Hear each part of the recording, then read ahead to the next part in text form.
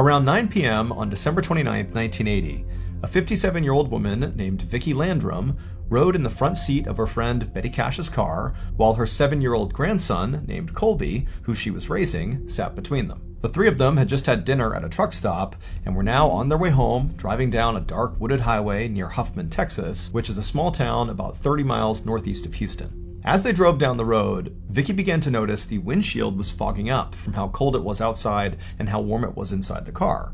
And so Vicki turned on the defroster. And as the windshield began to clear, Vicki noticed this bright light right out in front of them up over the trees. And at first, Vicki just figured, they were close to the Houston airport, and so that light must just be an airplane. But as the trio continued driving down this winding highway road, that light that Vicki really thought was a plane landing appeared to just kind of hover in the trees. And actually, as they drove, the light almost appeared to get closer and closer to them. So it didn't really seem like it was a plane. Now, at first, Vicki thought this was just kind of interesting and was curious about this light. But as they got closer and closer to this light, it became very obvious that the inside of the car was getting much warmer and stuffier than any of the heat settings would allow it to get, to the point where Vicki was actually sweating and panting from the heat. Now, all of this was happening really quickly, and so Vicki sort of went from being curious to being kind of anxious. Like, what was going on here? Like, does this light have something to do with the heat they're experiencing in the car? And then all of a sudden, the light that appeared to be sort of behind the trees suddenly came right out in front of the car, and Vicki screamed at Betty, "Stop!" And Becky jammed on the brakes, and they came to a stop, and blocking their path maybe 100 feet in front of them, just hovering over the road, is this strange-looking aircraft aimed right at them. This craft was the strange light. For a moment, all three of them just stared in shock at this craft, like it was so unexpected and so unbelievable that this had happened. But then Vicki, who's sitting there still panting and sweating, she's looking out and she's realizing this craft she's looking at looks nothing like any other aircraft she had ever seen. The craft was a bit bigger than a car, it was diamond-shaped, and it was letting out these strange, loud roaring sounds, almost like an engine. It appeared to be glowing red hot, and periodically, with those loud roaring sounds it was making, fire would appear to shoot out the bottom of the craft, scorching the pavement right under it. And again, this strange craft is just hovering there right over the ground, appeared to be aimed directly at Vicki, Betty, and Colby. Pretty quickly, Colby began to cry. He was scared. But Betty, the driver, she said she couldn't go anywhere. The road was too thin. She couldn't really turn around very easily, and she couldn't drive straight and go under the craft and risk being burned by the flames. And so they were just kind of trapped there. And so Vicki and Betty sort of looked at each other like, okay, we're gonna wait it out and hope this craft just eventually flies away. But after several minutes, and the craft still had not departed, it was still blocking their way and periodically spitting fire into the ground, Vicki and Betty are like, well, let's get out and see what's going on here. Let's investigate. By this point, their fear and anxiety around this had sort of been replaced by just genuine human curiosity. I mean, what the heck is this thing? And so Betty, the driver, she gets out, and Vicki, she tells her grandson, stay in the car, so Colby's right here, and Vicki gets out, and the second she does, and she now has an unobstructed view at this craft, she suddenly remembered this Bible verse. So Vicki was very religious, and she had read in the Bible that one day Jesus would return to the earth, and when he did, he would return in a rain of fire. And so all of a sudden, Vicki believed that what she was looking at was not some aircraft, but the second coming of Jesus Christ. This was like a highly spiritual moment for her. But just as Vicki was about to go forward and actually inspect this thing up close, she heard Colby call out for her. He was crying hysterically. He was totally scared and upset. And so this kind of broke Vicki out of her trance. She turned around and went back to the car to comfort Colby. And when she got back to the car, she found Colby scrunched up on the floor underneath the dashboard like he was trying to shield himself from this craft. And so Vicki, she got right down there with him. She wrapped her arms around Colby and began praying with him to try to calm him down. But while Vicki and Colby were praying inside the car, Betty remained outside of the car, just staring at this craft. And it went on like this for about 10 minutes until Vicki, who's still tucked down there with Colby, heard that roaring sound coming from the aircraft get noticeably louder, like it was about to do something.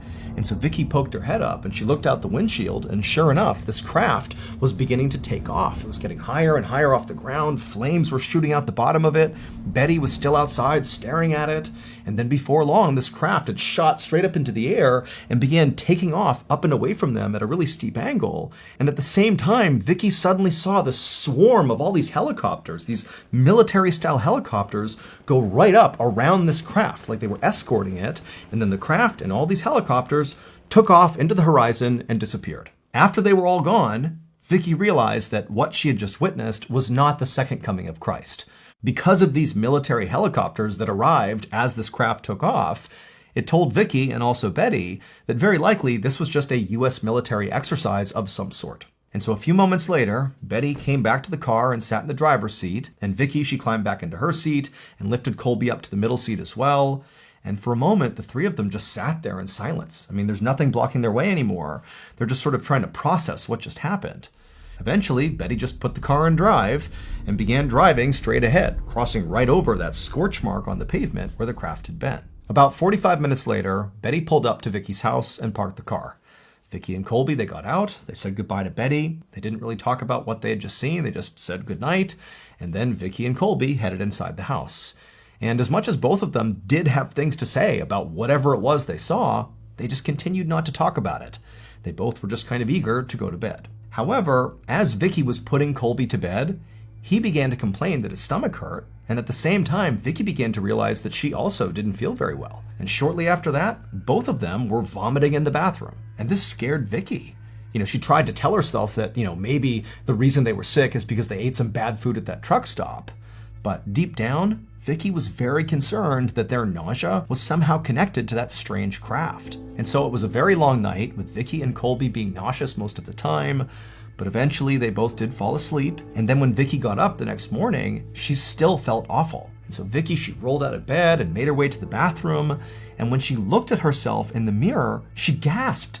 Her skin was bright red and blistered, like she had had this horrible sunburn. At this point, she knew whatever was going on here, it had to do with that craft. She just knew it. And so Vicky instinctively rushed to Colby's room to check on him to see if his skin was all blistered and red, and she found he was still sleeping, but she could see his skin was red and blistered in some places, but not nearly as bad as Vicky's. And so Vicky, she began thinking about the night before, and she remembered she had gotten out of the car and gotten closer to the craft. So she was sort of more exposed to the craft, if you will, than Colby, who stayed in the car and tucked himself down underneath the dashboard the whole time. And so maybe Vicky's exposure to the craft was higher than Colby's, which is why she looked worse. But as Vicky was thinking this through, she remembered that Betty had actually stayed outside the car for 10-15 minutes, much longer than Vicky had, the whole time just staring directly at this craft. And so immediately Vicky was worried that, if this is what happened to me, I can only imagine what shape Betty is in. And so Vicky ran to the phone, she picked it up and she dialed Betty's number, and she listened, and it just kept on ringing and ringing. Betty didn't answer. Now, at this point, Vicky was in a full-blown panic, not only because she was worried about Betty, but also, she doesn't really know what's wrong with her or with Colby. She doesn't know if their sickness is going to get worse or better. Currently, she felt horrible. She was nauseous. Her skin seemed to be practically falling off. Colby was in less bad shape, but still not healthy. And also, Vicky didn't have the money to even go to the doctor to get looked at. And so as much as Vicky really wanted right now to just go check on Betty, go drive to her house and check on her, she couldn't. She needed to focus on herself and her grandson first and make sure they were okay before she did anything else. And so over the next few days, Vicky and Colby stayed home. They slowly regained their strength. And over those few days, Vicky actually would get Betty on the phone. And Betty would tell her that yes, she's also dealing with similar symptoms, but she was okay, which was very reassuring to Vicky. However, Vicky also knew that Betty was not a complainer, and even if she did have horrendous symptoms, she was not the type of person who would necessarily tell Vicky. She would sort of tough it out. Finally, after 5 days, Vicky felt strong enough to go check on Betty in person.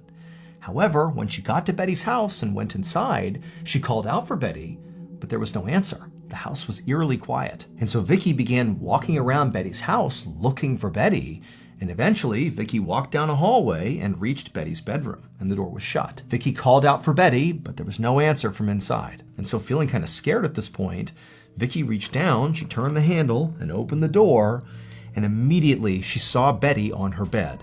And Betty looked horrible. She was barely conscious. Her entire body was red and blistered and bleeding. There was vomit all over the bed sheets, and there were all these huge clumps of Betty's hair littering her pillow. And so Vicky was horrified. She rushed inside, she scooped her friend up, and between the two of them, they kind of hobbled out of the house. Vicky put Betty in her car, and they sped to the hospital. A few hours later, Vicky was waiting in the emergency room where Betty was being treated when Betty's doctor walked into the waiting room, at which point Vicky stood up and rushed over to him and said, "Hey, what's going on with Betty? What happened to her? What's going on?"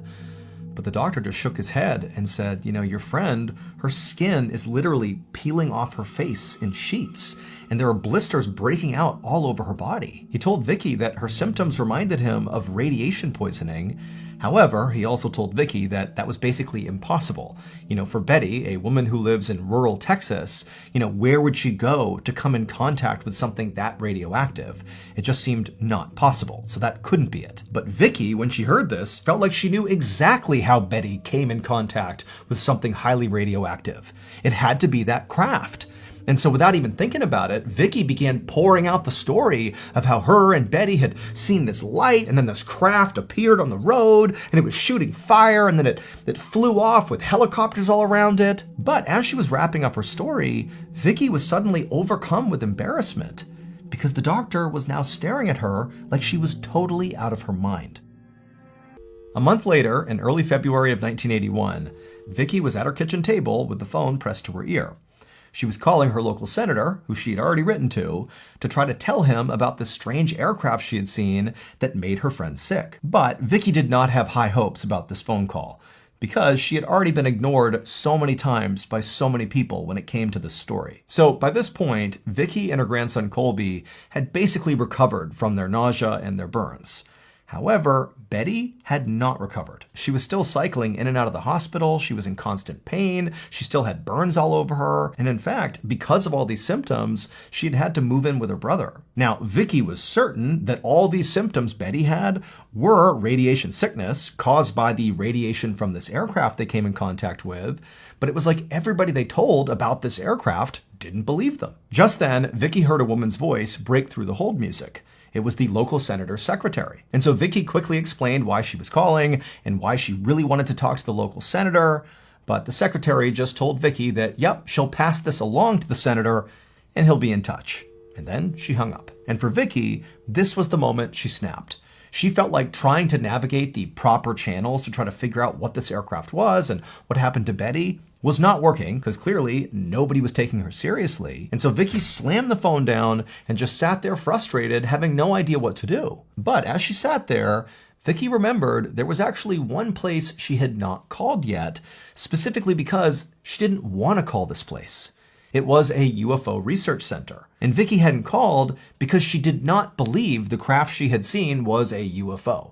She believed it was a military aircraft because she had seen the helicopters escorting it away, and that made the most sense. It had to be military. But if she called the UFO research center and people found out about that, it would make her look even crazier, because now she's claiming the craft was aliens or something. But now Vicky felt like she had run out of options. So she picked up the phone, grabbed the piece of paper with the number on it, and dialed. A couple days later, a scientist named John Schuessler drove down the winding wooded highway into Huffman, Texas. He was going to meet up with Vicky. John was an aerospace engineer for NASA. However, he also spent a lot of time investigating UFO sightings. Vicky's call to that UFO research center had created a lot of excitement in the UFO community, and the story had eventually found its way to John, who decided he would take on the case. Now, to be clear, John was not into researching UFO sightings in order to prove they really happened.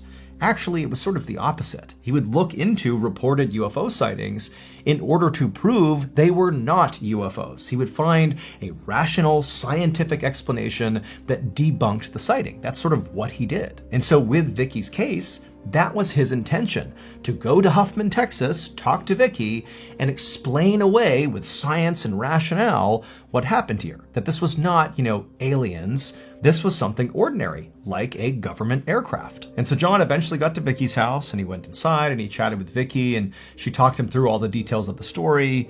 And then eventually they both left Vicky's house, they hopped in their respective cars and headed out to go to the actual site where this had happened. And when they got there and John got out of the car, he didn't need Vicky to direct him to the specific site, because right in front of him was this really obvious black circle right in the middle of the road, as if the road itself had been melted and then re-solidified and actually looked different.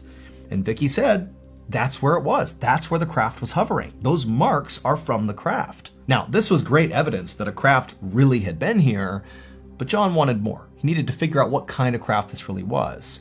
And so he told Vicky he was going to leave and go canvass the area for witnesses, and he told her he would keep her updated. So Vicky left, and John drove up the road until he reached some campsites and farmhouses. And John systematically went from door to door and tent to tent, asking anybody if they had seen or heard any aircraft or anything strange on the night of December 29th. Now, going into this, John didn't really know what to expect from these people he was asking. I mean, he's some random scientist showing up uninvited at people's homes, asking if they'd seen strange lights in the sky. However, every single person he spoke to said that yes, they had seen that aircraft on December 29th. However, they were obviously just farther away than Vicky and Betty and Colby had been. So now, John felt like he had enough information to speak directly with military officials. However, when he contacted all the military bases in the area, all those officials he spoke to told him absolutely that on December 29th, there were 0 military operations happening. John found this very frustrating, because to him, it seemed very clear that these officials were just lying to him. But what they were lying about and why was unclear. So John actually went to these military bases to speak to the officials face to face. And when he did, he showed them all the witness testimonies saying what they had seen on December 29th. And he also told them that with his own eyes, he had seen the black scorched mark on the pavement, where the pavement seemed to have literally melted in a ring and re-solidified from the heat of this craft. And to John, I mean, that scorch mark almost proved something had been there, very likely a military craft. But all these military leaders, despite hearing this and hearing John's testimony, they just said, you know what, you can gather up all the evidence you think you have here, but it doesn't matter. It doesn't prove that we were in the area. There was no military craft there that night. And so the bottom line was, the military was adamant they were not involved. And so the case really began to stall. John went home, but he couldn't stop thinking about the case, and so he kept in touch with his witnesses and periodically checked in with military officials, but nothing seemed to change.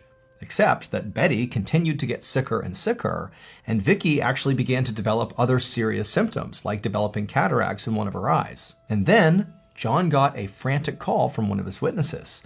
They told him they had just seen something truly incredible. And as John listened to the story, he felt his heart sink, because now he knew the military had been lying to him about being out there on December 29th. Clearly they had been, and very likely it was their aircraft that had made Betty, Vicky, and Colby so sick. But now, John also knew that any hope he had of proving this was now literally gone, because the witness told him that black government vehicles had rolled up to the incident site out on that road, and they'd come along with construction vehicles, and for no clear traffic-related reason, they had cut up one particular stretch of that road, taken it with them, and left. And that particular stretch of road that was removed just happened to be the exact spot where that scorch mark had been left by the craft. It was like they were taking the evidence and getting rid of it. Now, John himself was not able to literally go back to the road and see for himself where the pavement had been cut. However, not long after John learned this information, a group of UFO scientists descended on the road to find this scorch mark, or to prove it had been cut out and taken away like the witness had said. And sure enough, when they got out there, they didn't find the scorch mark. Instead, they found nice, fresh, brand new pavement. The strange event that Vicky, Betty, and Colby experienced on the night of December 29, 1980, is widely considered to be one of the most famous and credible UFO sightings of all time. It's now known as the Cash Landrum incident, after Betty and Vicky's last names, and to this day, nobody has been able to come up with a rational explanation for what happened if it wasn't a UFO. To this day, the US government maintains that they did not have any military operations happening on December 29th.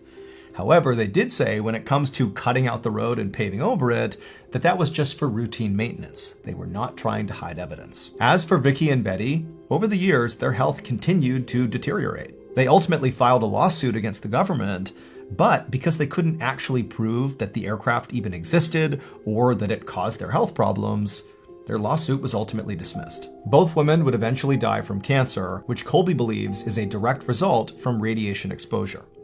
As for Colby, he's still alive. Next story. Food over to the table, and then she called her kids to come over and eat. The kids got up, they rushed over, they sat down, and as they began eating, Janet told them about all these fun holiday plans that she had made for them over winter break. So Janet really loved Christmas. She typically would decorate her house like the instant Thanksgiving was over. And earlier that same day, she had gone to a toy store and filled the entire backseat of her car with gifts for the kids. But Janet really wanted this Christmas to be especially memorable for her kids, because the past few months had been really tough on them. Back in July, Janet had divorced their father, Leroy, and so now the kids only saw their dad about once a week. Now, Janet knew the kids missed him terribly, but actually, Leroy had never really been a very present father, which was part of the reason that Janet had asked for the divorce in the first place. They'd been married for 16 years, and for most of that time, Janet had pretty much felt like she was just a single parent, on top of being the primary breadwinner for the family. And this was because Leroy owned and operated this ranch that was located about 90 miles away in a rural town called Sealing, and this ranch really had never made much money. And so Leroy had begun working all these crazy long hours to basically avoid hiring extra help. But because of that, he was usually gone before sunrise every single day, and he didn't get home until very, very late. So he's gone all the time working, but for not much return, not much money. And so for years, Janet had picked up the slack. She worked as a school nurse. That way she could, make some money. And then also she could be home to meet the kids after school every single day. And then when she was home, she managed the house by herself as well. And so that was ultimately really why a judge awarded her full custody of the kids back in July when the divorce was finalized. I mean, Leroy undeniably loved his kids, but he simply couldn't provide for them. And besides, at this point, he was now living on that ranch in Sealing, 90 miles away full time. And so, his kids' schools and social lives were here in Oklahoma City. It wasn't a match. And so now Janet put another serving of mashed potatoes on her plate, and as she did, she reminded her 12-year-old son, Tad, who was her oldest child, that he had a wrestling tournament at school in the morning, and that they had to leave really early so they could get to the competition on time. After dinner, Tad helped his mom clear the table, and then they all went out to the living room to finish watching that Christmas movie together. And then when it was over, Janet followed her kids upstairs and helped get them all ready for bed. And then once they were all tucked in, she came back downstairs to finish cleaning up the kitchen. Now, this was about the time that Leroy, if they were still married, would be coming home from work. But now that Janet was divorced, she got to spend her evenings however she wanted. She thought about heading out to the garage to grab all those gifts she had purchased out of the car and bring them in to wrap them. But then, as she was about to head out, she saw a pair of headlights pull into her driveway. At 5:30 the next morning, Janet's 12-year-old son, Tad, shut off his alarm clock and rolled out of bed to get ready for his wrestling competition.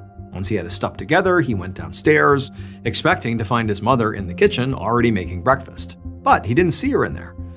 So he just went down the hallway to her bedroom, and he opened up her door and he looked in, and there was his mom, still lying in bed with the covers pulled all the way up over her head. So Tad, thinking this whole thing was a little bit odd because his mom was all over everything, he still called out for her to wake up because it was time to get ready to go. But his mom didn't move. And so he walked into the bedroom right next to the bed and pulled down the covers to shake her awake. But when he did that, he realized his mom is not in the bed at all. What he was looking at underneath the covers was actually a pile of pillows, arranged to make it look like she was still sleeping in bed, which was really weird because to Tad, it now seemed pretty obvious that his mother had actually left the house, but for some reason, she seemed to want him to think that she was still home. And so just to make sure, Tad left the bedroom and ran to the garage to check. And sure enough, his mother's car was gone. And now Tad, he really didn't know what to do. because in his entire life, his mother had never just left without telling him. And so Tad went back to the kitchen and he looked over at the clock on the oven and saw it was already 6 a.m., which meant he was already going to be late to his wrestling tournament. He wondered if maybe his mom had just run out to the gas station or something quick like that and she'd be home any minute. But a few more minutes passed by and she still didn't come home. And so at this point, Tad was becoming really anxious and he started to worry that his mom had maybe gotten into a car accident or something. So he did the only thing he could think of. He went over to the kitchen phone and he called his dad, who was out at the ranch in Sealing. And when his dad picked up, he told him everything that was going on. Now, Leroy was, admittedly sort of confused by this whole thing, but he told his son, don't worry, your mom's gonna be home any minute, I'm sure of it. But he also told him that just in case, he would start driving over to their house right now, just to make sure everything was okay. 2 hours later, Tad heard the sound of his father's truck pull into the driveway. And the instant he heard it, he jumped off the couch to go unlock the front door. When his dad walked into the house, the first thing he asked his son was, is Mom home? And Tad said, no, she's still not here. Leroy nodded, but reassured his son that, his mom was gonna be home soon, that she would have a good explanation, it's okay. But, as Tad followed his father all around the house at this point, basically looking for Janet and looking for any sign of maybe where she had gone, Tad began to notice a look of concern growing on his father's face. And that sort of gave Tad this sick feeling in his stomach that maybe something's really wrong here. And then, sure enough, at some point, his dad, after searching the whole house and just sort of standing there for a moment, he turned to Tad and he said, we gotta call the police. 2 days later, on Monday, December 10th, Lieutenant Detective Craig Gravel with the Oklahoma City Police District knocked on the door to Janet Dennis's house. He had spoken on the phone that morning to Janet's ex-husband Leroy, and now he heard Leroy's voice again, but from inside of the house right in front of him, calling to his kids to go on upstairs for a minute. And then a moment later, the door opened and Leroy invited Gravel inside. So even though it had been 2 days now since Leroy had called 911 and reported Janet missing, Gravel had only just been assigned to her case that morning. His captain had wanted to wait out the weekend before investigating formally because there had been no signs of violence at her home, and generally speaking, most adults who get reported missing show up within 48 hours. But that morning, when the case landed on Gravel's desk and he had begun reading over the details, his gut told him that something had happened to her. From all appearances, she was a very responsible and loving mother with no history of just disappearing like this. So Gravel had immediately put out an alert to all the police stations in the area to be on the lookout for Janet's car, which was a red Chevy Blazer. And then he had called Leroy and asked if they could speak. And so now Detective Gravel stepped inside of Janet's home, and right away he noticed how tidy and how covered in Christmas decorations it was. I mean, the whole house seemed so festive, which made Gravel think that Janet very likely had planned to be home for the holidays. And so he followed Leroy into the kitchen, they sat down at the table, and the first question he had for Leroy was, have you heard from Janet since we spoke this morning? But Leroy said no. He said all he knew was that Janet had disappeared at some point between maybe 9 p.m. on Friday night when the kids went to bed and they had seen her when they went to bed, and 6 a.m. the next morning when Tad had called him saying, Mom's not here. And Leroy said, despite the fact that, Janet is his ex-wife and there wasn't a whole lot of love lost there, he said he was really worried because Janet would never just leave their kids alone, never. However, he did tell the detective that while he had been just walking around the house for any clues about where she might have gone, he said he had noticed that her toiletries bag was gone. So now he didn't really know what to think. That sort of did suggest that maybe this was planned, but just very out of character. Gravel nodded and then asked Leroy, could he think of any place that Janet might go to, maybe to go blow off steam or something, like some place if she was really stressed, where would she go? Leroy said, in the past, Janet had gone to Las Vegas to gamble, but again, she would never just go without warning and also would never just leave the kids unsupervised. Leroy said, at a minimum, she would have let him know if she was going away because, again, they have kids together. Even though they were divorced, they still basically were on decent terms. Gravel nodded and wrote down everything Leroy said. Now, to him, Leroy was definitely a suspect, but at this moment, he seemed to be cooperating. So Gravel wrapped up the interview and headed out, Because for right now, what he really wanted to do was go speak to another person who had also called the police station that weekend about Janet Dennis.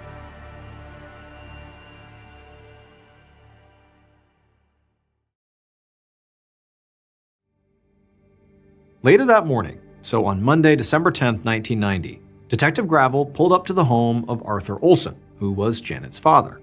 Arthur had also called the station that weekend repeatedly to ask if any progress had been made on his daughter's case. When Arthur opened his door, he looked frazzled, and he asked if Gravel had found his daughter yet, or had any idea where she might be, or if she was okay.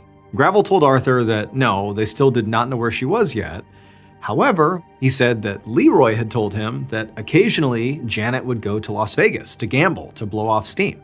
But Arthur echoed the same sentiment as Leroy when he brought this up, which is like, yeah, Janet would occasionally go to Las Vegas, but she would never do that without first making sure her kids were okay. She would never just leave in the middle of the night. That is not something she would do. And also, Arthur said if she had gone to Vegas, like if that's where she was now, she wouldn't be alone. She would have gone with her new boyfriend. And when Arthur said this, that caught Gravel by surprise.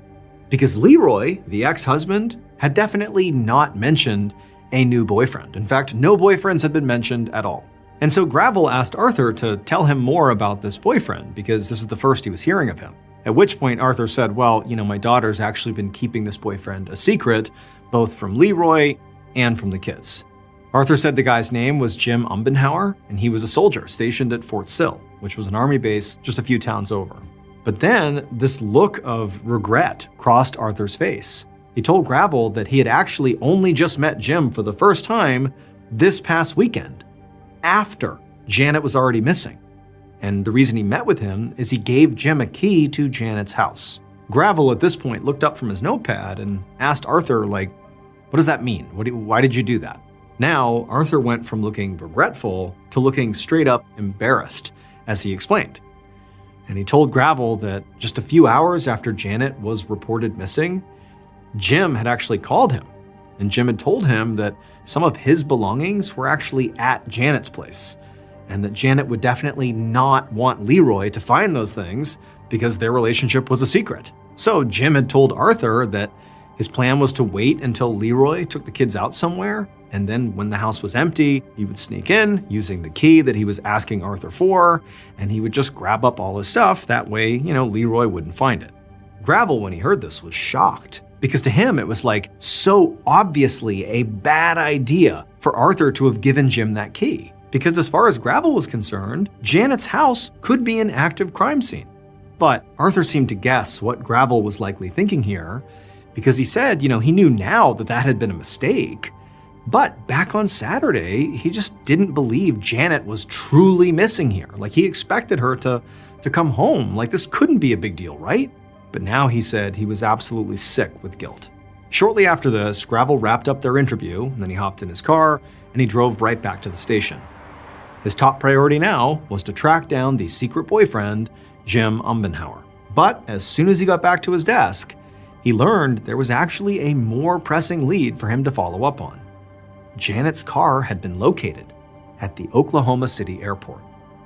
An hour later, Detective Gravel turned his car into the long-term parking garage at the Oklahoma City airport. He was there to follow up on a lead about Janet Dennis, who had disappeared from her house overnight on Friday, leaving her 3 young kids unattended. And right away, Gravel saw another police cruiser at the far end of the garage, parked behind a Chevy Blazer, Janet's Chevy Blazer. And so Gravel, he pulled up behind the other cruiser, and then he got out and just began walking around Janet's car, getting a look. And eventually he walked up and cupped his hands over his eyes so he could look through the window into the back seat. And when he looked in there, he saw it was completely full of new toys, which he assumed were Christmas presents for her kids. And when Gravel saw those presents, he instantly had a bad feeling in his stomach, like his gut was telling him that Janet did not drive her car to this location. Somebody else did. And also, at this point, Gravel also had proof that she wasn't in Las Vegas.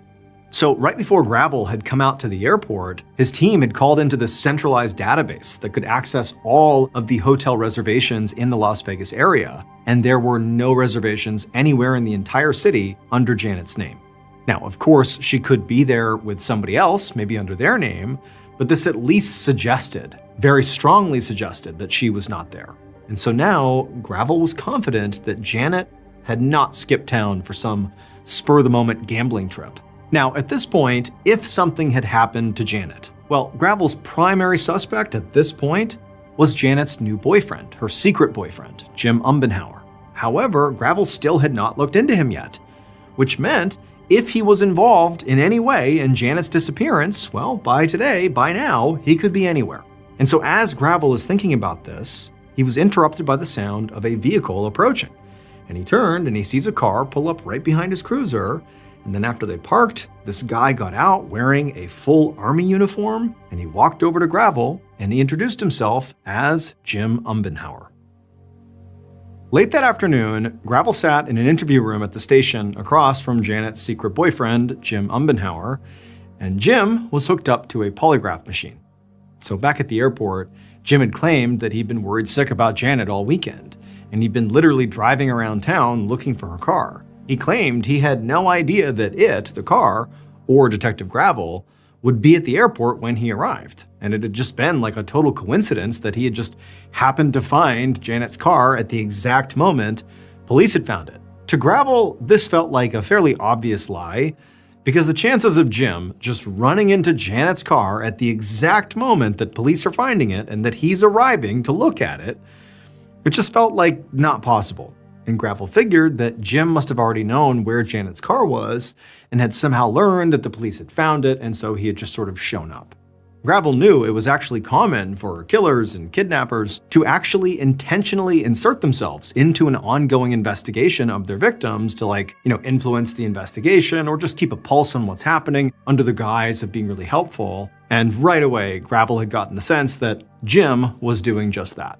So Gravel had immediately asked Jim to not only come back to the station to talk, but to take a polygraph test. And Jim had agreed. And so now the polygraph examiner, so the person actually administering the polygraph, nodded to Gravel that they were ready to start. And so Gravel asked Jim, "Why did you ask for a key to sneak into Janet's house that past weekend?" Now, Jim looked genuinely surprised that Gravel even knew about that. But he told Gravel that he had simply gone over there to get a box of love letters from Janet's bedroom that were between he and Janet. He said that Janet had wanted to keep their relationship private, especially from Leroy. As a precaution, he had, asked Arthur to get the key to go in and get the letters. And he said, the letters were actually right now out in his car. Now, Gravel knew that would be easy enough to verify, so he just moved on. And he asked Jim, "Where were you on Friday night?" which was the last night that Janet's kids had seen her. And Jim actually said that he had been at Janet's house that night, which caught Gravel completely off guard. Jim explained that he had gone over to Janet's house after the kids had gone to sleep so that he and Janet could secretly spend some time together. Now, at this point, Gravel really had to just stop for a second and collect his thoughts before asking more questions, because he really had not seen this coming. I mean, all day he had been trying to place someone at Janet's house after 9 p.m. on that Friday. And now here was Jim admitting he had been there at the house on that Friday night after 9 p.m., making him the official last known person to have seen Janet.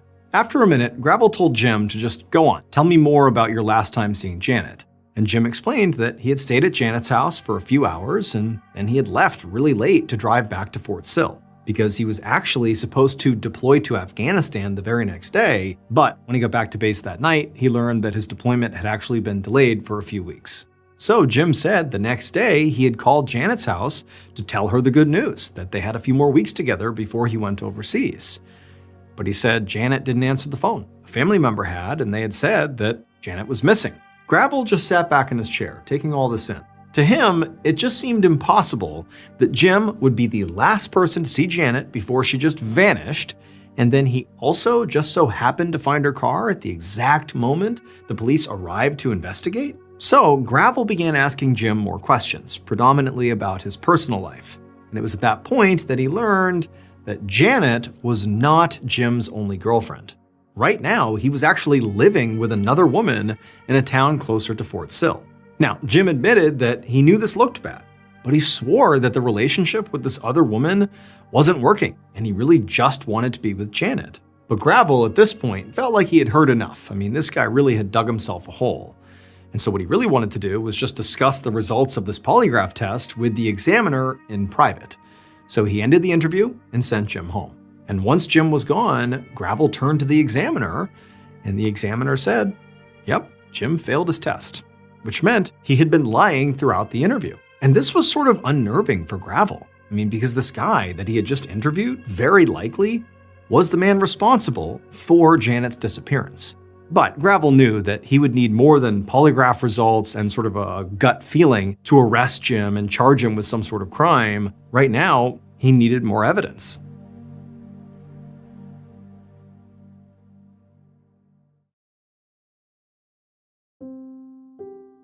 A few days later, Detective Gravel was in his office pacing around, reading through some documents. So after his interview with Jim, Gravel had decided to go to the school where Janet worked to speak to her colleagues about her relationship with Jim. Now, he didn't even know if anybody at the school would know about her relationship at all because she had basically kept it secret. And so Gravel had been really surprised to learn that not only did everybody at the school seem to know about Jim, but when they talked about Jim, they spoke with huge adoration. I mean, they really loved Jim and thought that he was great for Janet. And on top of that, they all seemed to think, sort of collectively, that Leroy was a terrible husband and had been glad when Janet finally dumped him. They said Leroy was very argumentative and he was very controlling, and said the divorce had been really messy. And for Gravel, he found that kind of interesting because until that point, he had thought that Leroy and Janet were basically on good terms. But all of a sudden, it seemed like maybe that was not the case. So Gravel had gotten his hands on a copy of Janet and Leroy's divorce settlement, and those were the documents he was looking through. And as Gravel thumbed through it all, he saw that Leroy actually owed Janet a lot of money, $30,000 plus half of his ranch in Sealing. And that ranch, that was a really big deal because that was Leroy's entire livelihood. So to owe her half on top of the cash was like a huge deal. Plus, Gravel also knew that Janet had been given full custody of their kids. And so the way Gravel saw it, Leroy, he had a lot of reasons to be mad. And Gravel wondered if maybe he had been mad enough to do something to Janet. Just then, the phone on his desk rang and Gravel answered it. It was an undersheriff named Jerry Jones who worked in Dewey County, which is where Leroy's ranch was located. And he told Gravel that he had heard about Janet's disappearance and he wanted to help with the investigation in any way that he could.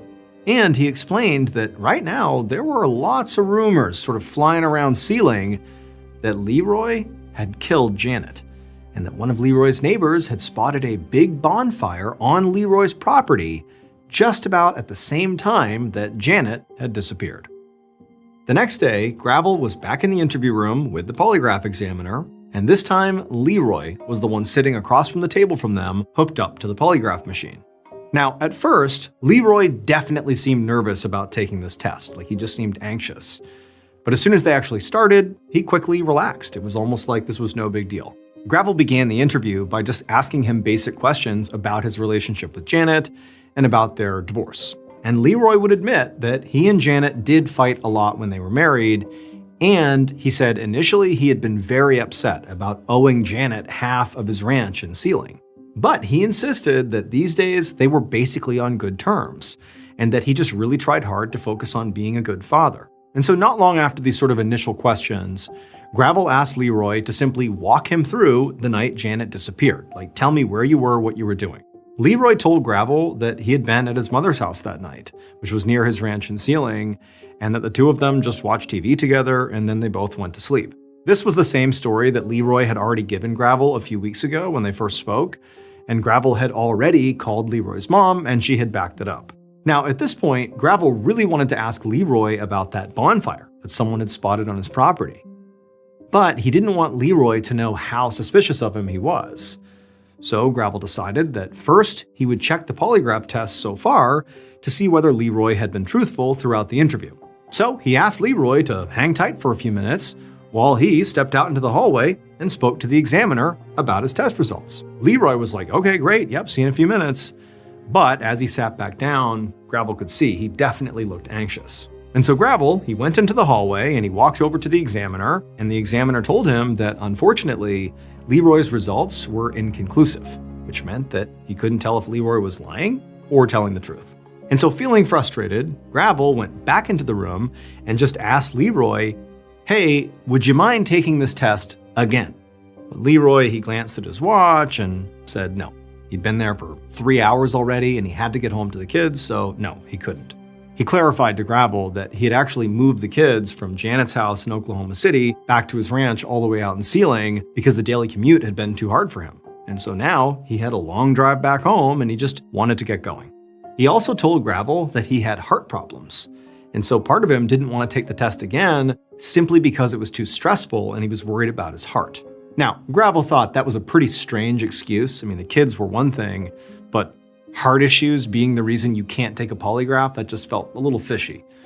But at the same time, he couldn't force Leroy to stay at the station. Still, he didn't want to come out of this 3-hour polygraph session empty-handed, so Gravel asked Leroy to do one last thing before he left: to sign a consent to search form, which would allow investigators to come out to Sealing and search his ranch.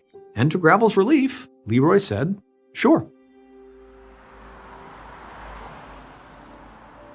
The morning after Leroy took his polygraph test, Detective Gravel made the long drive from Oklahoma City to Sealing, where Leroy's ranch was located, and where Gravel hoped to find the, at this point, body of his missing person, Janet Dennis. The previous night, Gravel had placed a call to Undersheriff Jones, the officer from Dewey County who had volunteered to help with Janet's case. Gravel knew that Leroy's ranch was over 1,500 acres, so it's massive, and that it would likely take weeks to search the entire property.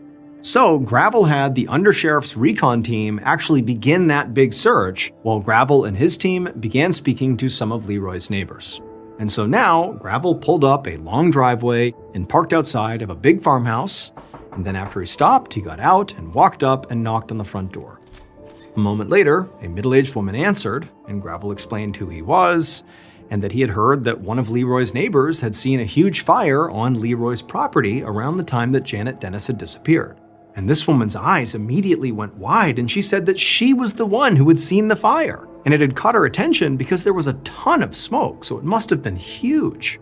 Gravel felt the surge of adrenaline because he had this feeling that this woman was likely about to lead him directly to Janet's body. She was going to show where this fire was. But then a guilty look came across her face, and she apologized to Gravel, and she said, after I had told some people about this fire, I learned that actually the fire I saw had occurred a few days before Janet went missing. And for Gravel, this was truly crushing. But, he asked the woman if she had spotted any other weird behavior on Leroy's ranch, but the woman just said no. And so Gravel ultimately thanked her for her time and then felt completely defeated as he walked back to his car. Gravel spent the next few hours going door to door in the area, asking more of Leroy's neighbors about the rumors flying around town that Leroy had killed Janet. But pretty much everybody said that those rumors were largely connected to the bonfire that actually happened a few days before Janet disappeared, which meant that by the time Gravel headed back to Oklahoma City, he had no actual proof that either Leroy or Jim had been involved in any way in Janet's disappearance. He really barely had any evidence at all that a crime had even occurred. And even though he strongly believed that Janet had been abducted and potentially killed, it was still technically possible that Janet disappeared by choice and was alive and well somewhere. And so at this point, Gravel was completely out of leads, and he would just have to wait to see what would turn up on the ranch at the end of this massive search of the 1,500 acres.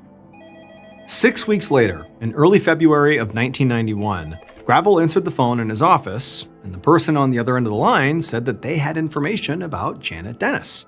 And this was fantastic news. Because at this point, Gravel's investigation had completely stalled out. Nobody knew what happened to Janet. She had not turned up. It was basically dead end after dead end. And also, so far, the search of Leroy's property, which was still ongoing, had yet to turn up anything useful for this investigation. The only other recent development in the case had happened a few weeks ago when Leroy had contacted Gravel about a box of Jim's belongings that he had found at Janet's house. Now, by this point, Jim was no longer a secret. Leroy knew about the secret boyfriend. When Gravel looked inside this box, he found this VHS tape, and it was a pornography tape. Now, it was not homemade. It was not Janet or Leroy or Jim or anybody. It was, real actors in this pornography tape, but it was a really specific type of pornography. It showed this woman being tied up and burned. Fictional, but that was the script. That's how the pornography went. When Gravel saw this, he wondered if this tape was actually why Jim had tried to get the key from Janet's father to sneak into Janet's house, if the real reason for that was actually to try to find this tape, this, torture porn, and get it out of the house. And so Gravel had actually brought Jim down to the station to question him about the pornography tape, but Jim swore up and down he had no idea where that video came from, and he had even taken another polygraph test, and this time he passed. And so now Gravel really didn't know what to believe, and he was desperate for really any new information. And so this caller saying they knew something about Janet was like the only positive development in the case that he had seen in quite a while. And the caller said that they actually had remembered something that might be important. And that's when Gravel realized that he recognized the caller's voice. They had actually spoken before.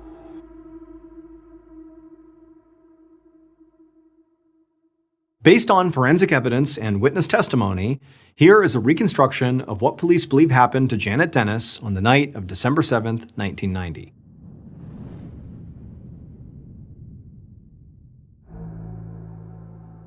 Late that night, the killer was standing inside of Janet's bedroom by the side of her bed, just watching her sleep.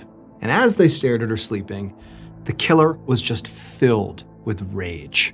Even though on the outside, the killer sort of projected a very affable nature and just was a very calm and very kind person, inside they loathed Janet. And one of the primary reasons they hated her so much is because of her recent decision-making. And so after standing there, just taking in the sight of like the object of their rage, they reached over and grabbed a rag they had soaked in chloroform, which is a chemical that when it's pushed up against your face, it can cause you to pass out if you breathe it in. And the killer, they put this rag right over Janet's mouth until she passed out, because they didn't want her waking up when they inevitably moved her. And then after using the chloroform, the killer grabbed Janet's purse and then also grabbed her toiletries to make it look like she had chosen to leave, to go on a trip somewhere. And then the killer actually lifted Janet up out of the bed, put her on the ground. Remember, she's passed out from this chemical. And then they put pillows in her bed under the sheets and kind of arranged them so at first glance it would look like Janet was still in bed with the covers up over her head. This really was just in case one of the kids came into the bedroom in the middle of the night, they would look and see their mom and they wouldn't think anything of it. And so now, with the pillows in place and with the purse and the toiletries in hand, the killer scooped Janet back up off the ground and then carried her out of the house. And once they were outside, the killer placed Janet's unconscious body in the back of the killer's vehicle, and then they drove her to a nearby house in Oklahoma City that they owned. The killer took Janet inside of this home and tied her up so that even if she woke up from this chloroform, she wouldn't be able to escape. And then the killer drove back to Janet's house, parked their vehicle there, and used Janet's keys they had gotten from her purse to get into her Chevy Blazer. And then they drove her Blazer out to the airport and parked it in the long-term parking lot. Then the killer took a taxi from the airport back to Janet's house, where they got into their own vehicle again and drove back to the house where Janet was tied up. Then the killer put Janet, who was still passed out, back into the killer's vehicle, and they drove her to another house they owned. This one was outside of Oklahoma City. And when they got to this house, the killer dragged Janet out of the back of their vehicle, they put her on the ground, and the killer went and got a shovel and then came back over and smashed her in the head with it until she was dead. And then once Janet was dead, the killer burned her body in the fire pit on their ranch. Janet's killer was her ex-husband Leroy, who just basically hated Janet for getting full custody of their kids, for getting half of his ranch, for him being ordered to pay her $30,000. Like, he hated her and resented her for all that. And then when he found out she was also dating this new guy, Jim, he was consumed by jealousy and decided he needed to do something, which was ultimately to murder his ex-wife. And then after the murder, he invented an alibi and reported Janet missing himself in order to cast suspicion off of himself. But he was ultimately caught because Leroy's neighbor remembered seeing smoke from his burn pit. It was the same neighbor that Gravel had spoken to. She had first thought the fire happened after Janet went missing, and then she changed her mind and thought it happened maybe before. But then, a few weeks later, she checked her calendar and realized she had gotten the date wrong again, and that the fire was actually the day after Janet disappeared. And so she called Gravel right away and said, "I have more information about Janet, and it might be important." And so later that same day, after getting this information, the search team out at the property, out at the ranch, focused their efforts on the burn pits, and they would eventually find Janet's remains. Leroy Dennis was convicted of first-degree murder and Next story. A 29-year-old woman named Kem Wenger clapped her hands together in front of her with happiness in the basement of the Golden Congregational Church in rural Iowa. Her closest friends had gathered here to throw Kem and her fiancé, 32-year-old Kurt Simon, a combination wedding shower and goodbye party, and now they were presenting the couple with their gift. It was a money tree, planted in a little yellow coffee can with envelopes full of cash hanging off of it. Kem and Kurt both smiled and began making their way through the crowd to give everybody a big hug and to say thank you. Tonight was a big night for them. All their plans were finally falling into place. Tomorrow, they would pack all of Kurt's belongings into their car, and they would drive 230 miles south from the place where he had been living in Iowa to the city of Bloomington, Illinois, just outside of Chicago, where Kem already lived. And in Bloomington, they would begin their new life together as a soon-to-be married couple, raising Kem's 2 children from previous relationships. It had been a whirlwind 8 months since they had first met on actually a blind date. Kem had known almost immediately that Kurt really was something special, but it hadn't been easy for them to get to this point. They both had almost no money. Kurt was studying to be a Presbyterian minister and living in Iowa to finish seminary school, and Kem was a single mom living in Bloomington who had just recently quit her office job because her coworker was sexually harassing her. She'd taken on off-the-books work as a hairdresser and house cleaner, but she still had to rely on public assistance to make ends meet. The long-distance relationship itself was also just exhausting, with all the driving back and forth. And it didn't help that Kem had contentious relationships with the fathers of both of her kids. Her 1-year-old son's father, Dale Fosdick, was always late with his child support payments, and he still acted like he was entitled to walk right into Kem's house anytime he wanted. Kurt had actually recently confronted him about doing that and told him to stop, which Dale did not seem to appreciate. Her 7-year-old daughter's father, Todd Wenger, really wasn't much better. Todd fought with Kem all the time over their custody arrangement, and he and her other ex, Dale, were actually friends, which really annoyed Kem. But now, as somebody handed Kem a piece of cake in the church basement, all those problems seemed like they were about to get a whole lot smaller. Kurt was moving in, and Kem was about to get her whole life organized. Waiting for her at home in Bloomington, she had a whole collection of modern bride magazines so she could plan their wedding, and she and Kurt were actually talking about Kurt maybe adopting her son. And she knew Kurt could very quickly get a job in Bloomington as a pastoral counselor, and they could maybe save some money by only having to pay for one residence now. And this money tree they were getting was a sweet start. I mean, Kem knew that the members of the congregation were not wealthy people by any stretch. But, she found it very touching that they'd pooled their limited resources to give her and Kurt such a wonderful send-off. The only thing that could make this moment any better would be if Kem's mother, Cricket, was there. But unfortunately, Kem and Cricket were estranged.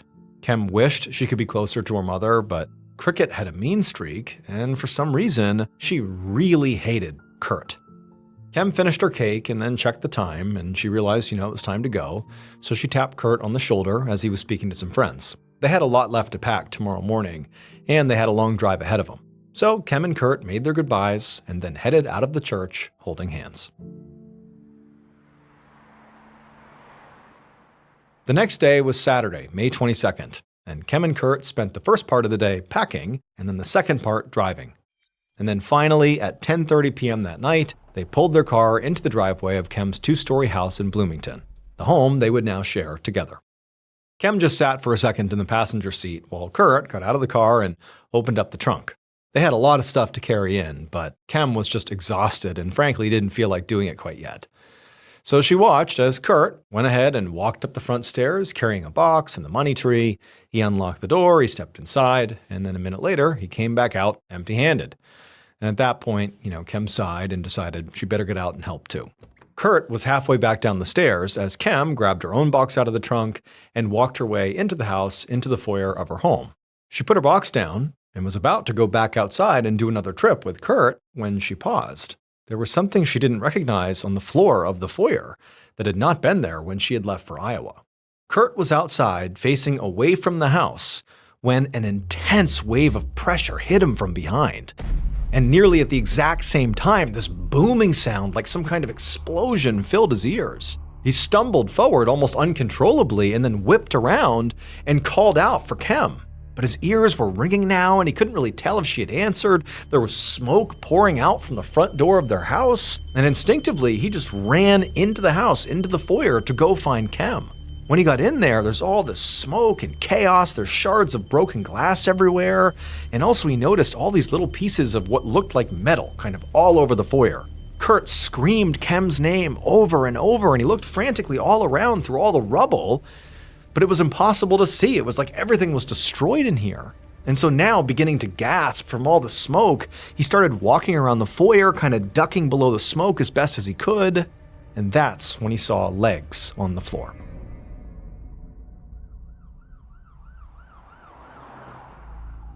Minutes later, Detective Larry Shepard of the Bloomington Police Department pulled up outside the two-story house in his cruiser, with his partner beside him and another squad car behind them.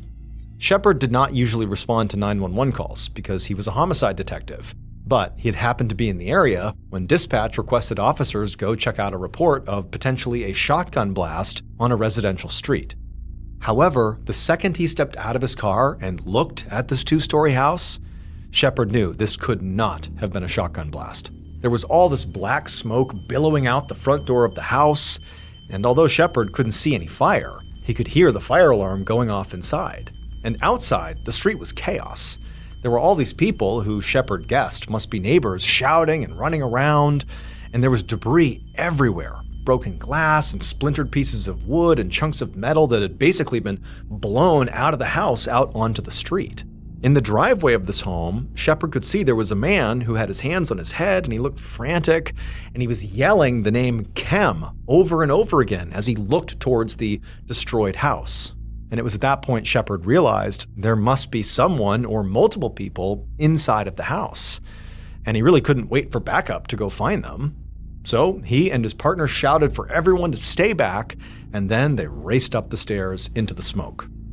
Once Shepard was inside the front foyer, he could tell there was no active fire, just lots of smoke kind of hanging in the air, and he looked around and he saw there was a 6-inch hole on the wall right near the front door, and there was another hole right in the floor of the foyer.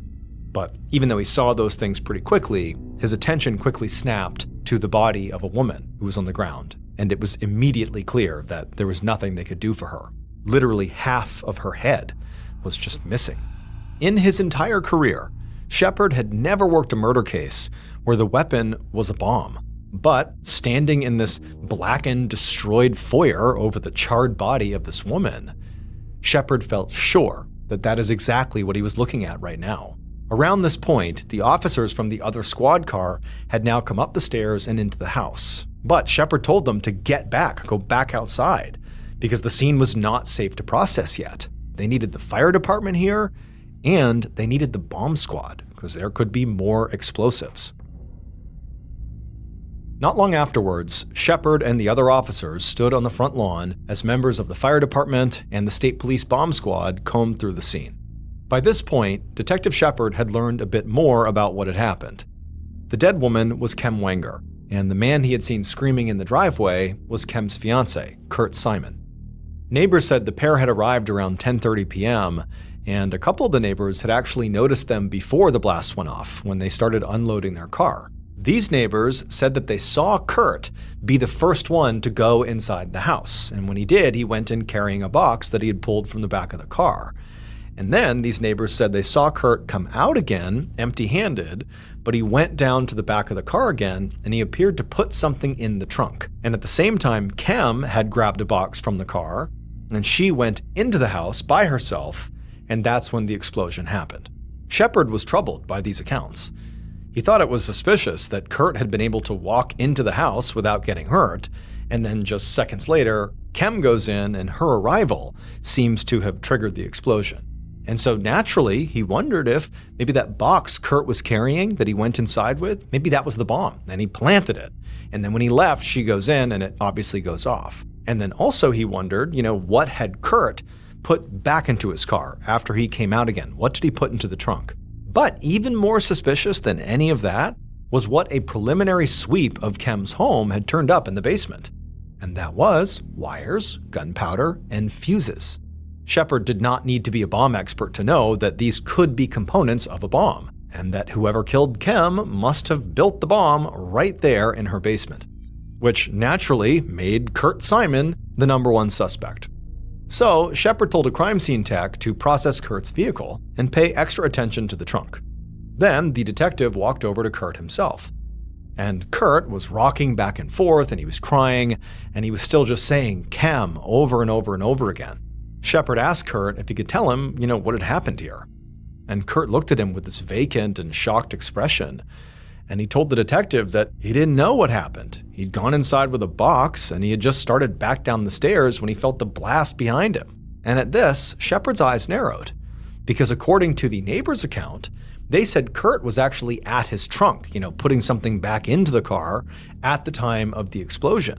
But Kurt was now claiming that he had actually only just exited the house, basically was on the stairs as the blast happened. Now, this discrepancy could just be a result of confusion, or Kurt could be lying to cover up whatever he may or may not have done. But independent of whatever this was, Shepard just told Kurt that right now he was going down to the station for questioning.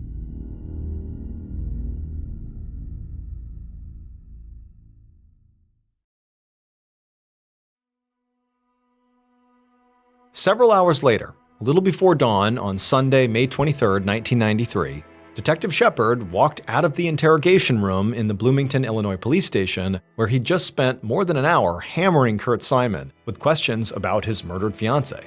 And Kurt had been a pretty difficult interview. He had plenty of ideas about other people who might have killed Kem.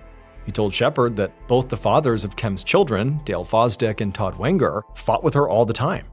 And he said that Kem's estranged mom, Wilma Lewis, who everybody called Cricket, was, quote, every kind of evil. But Kurt had seemed to have no information to offer about what he had actually witnessed before the explosion. He had stuck to a story that he had not seen anything suspicious at all in the foyer, which Shepard found hard to believe. Kurt also had no explanation for why the bomb exploded on Kem and not on him, and he also denied knowing anything about the bomb-making materials that had been found in Kem's basement. Kurt also said he hadn't put anything back in his trunk around the time of the explosion, but he couldn't explain why the neighbors said he had. Shepard ultimately thought Kurt was either the most unobservant person alive, or he was lying. And on top of all that, Kurt had refused to take a lie detector test. However, Shepard still had to let him go home. The detective just didn't have anywhere near enough evidence to arrest Kurt, at least not yet. At this point, the bomb squad was actually still searching the house for any additional bombs, so the crime scene techs had not gotten in yet to begin to start looking for forensic evidence. They actually hadn't even been able to remove Kem's body yet. Shepard knew the day ahead was going to be very busy. Other members of his team had spent the entire night canvassing the neighborhood and notifying and questioning Kem's family members. And now Shepard was sure there was going to be quite a few interrogations for him to conduct. He'd already been awake for 24 hours by this point, but he knew there was not going to be any sleep soon. So he walked to the office coffee pot and poured himself a cup of coffee and stood there drinking it and thinking about how he was going to nail Kurt Simon for murder. Meanwhile, the bombing itself was making huge news all across Illinois. By about 9 a.m. on Sunday morning, so less than 12 hours after the explosion, there were all these reporters milling around the front entrance of the police station, and some were even going in and out of the lobby trying to talk to people and get any information. And Detective Shepard knew this story was only going to get bigger, because the Illinois State Bomb Squad had just called in the Federal Bureau of Alcohol, Tobacco, and Firearms, or ATF, to help them process the scene. And all that meant there was going to be an enormous amount of pressure on Shepard, who was leading the investigation. And this pressure was especially stressful this morning because the case he'd thought he'd had against Kem's fiancé, Kurt Simon, was starting to fall apart. In all their interviews with Kem's friends, Everyone had said Kem and Kurt had a good relationship and were excited to start their life together. The crime scene unit had searched Kurt's car, where neighbors claimed they had seen him place something in the trunk right after the explosion or manipulate something back there, maybe a detonator. But the crime scene techs had found nothing suspicious at all back there. Shepard's partner had checked out Kurt's story that he had spent the entire week previous to the explosion in Iowa, where he lived, and he was moving here to Bloomington to live with Kem. And they had found out that that story was true. He really had been in Iowa. And so this made Shepard's theory that Kurt had assembled the bomb in Kem's basement a lot less likely, since Kem was home all week and Kurt wasn't there. Plus, Kem's babysitter had given police 2 additional pieces of information that really widened the suspect pool. First, she said that the spare key to Kem's house had recently gone missing. And the second thing was, because the spare key was gone, Kem had gotten locked out at some point and had to cut a hole in the screen in the back door to get inside. And so this meant that basically anybody could have gotten inside of Kem's house to build the bomb if they just went in through the back door, or if they, had the key, if they stole the key. So Shepard's suspect list effectively had gone from Kurt to all of Bloomington.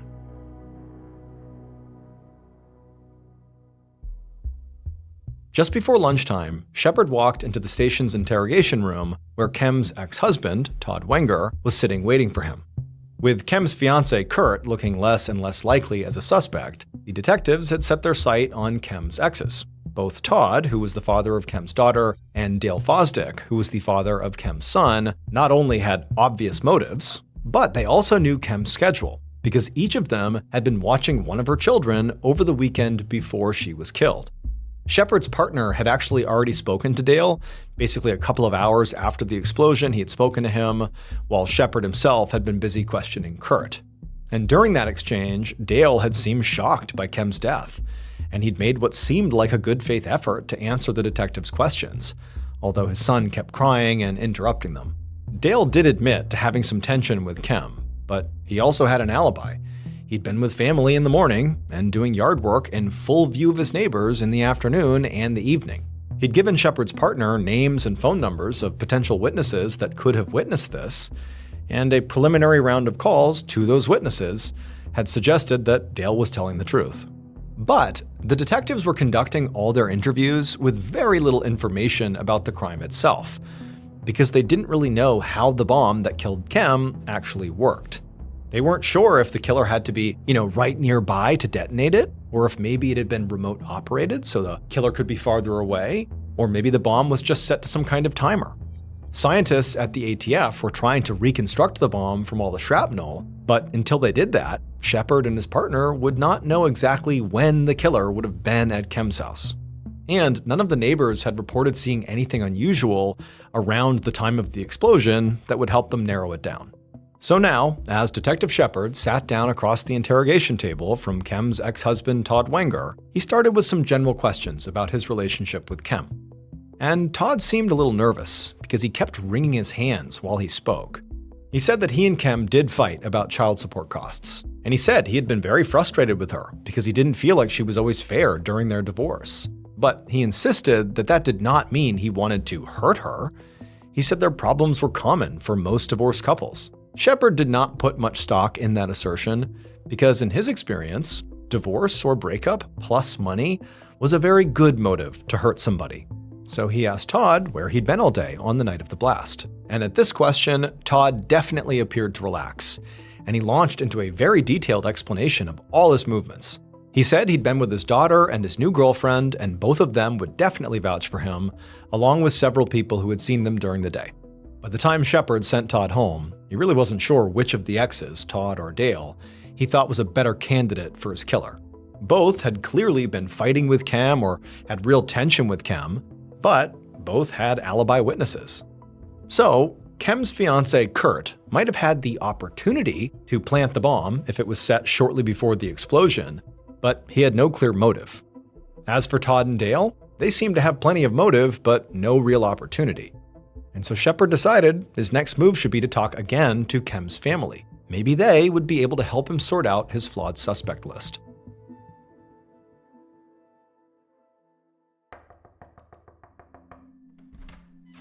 On Sunday evening, so almost 24 hours after the explosion, Detective Shepard knocked on the door of the home where Kim's sister, Joni, lived. Now, by this point, another officer had already been there to tell her and their mother, Cricket, about Kim's death, but Shepard wanted to hear from them himself. Now, Shepard had been told that Kim and her mother were estranged, but even though he went in with some idea that this interaction could be odd, Shepard was still really caught off guard by the way Cricket was acting. It was like way over the top. As Joni welcomed Shepard inside and offered him a seat on the couch, she was crying. Her reaction to the death of her sister seemed very genuine. But Cricket was not crying or showing any signs of being sad.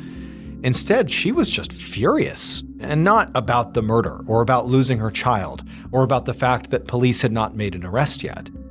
She was furious about her child's life insurance policy, which apparently Kim had not added her to as a beneficiary, which meant that Cricket was not going to be paid any money despite her child being killed.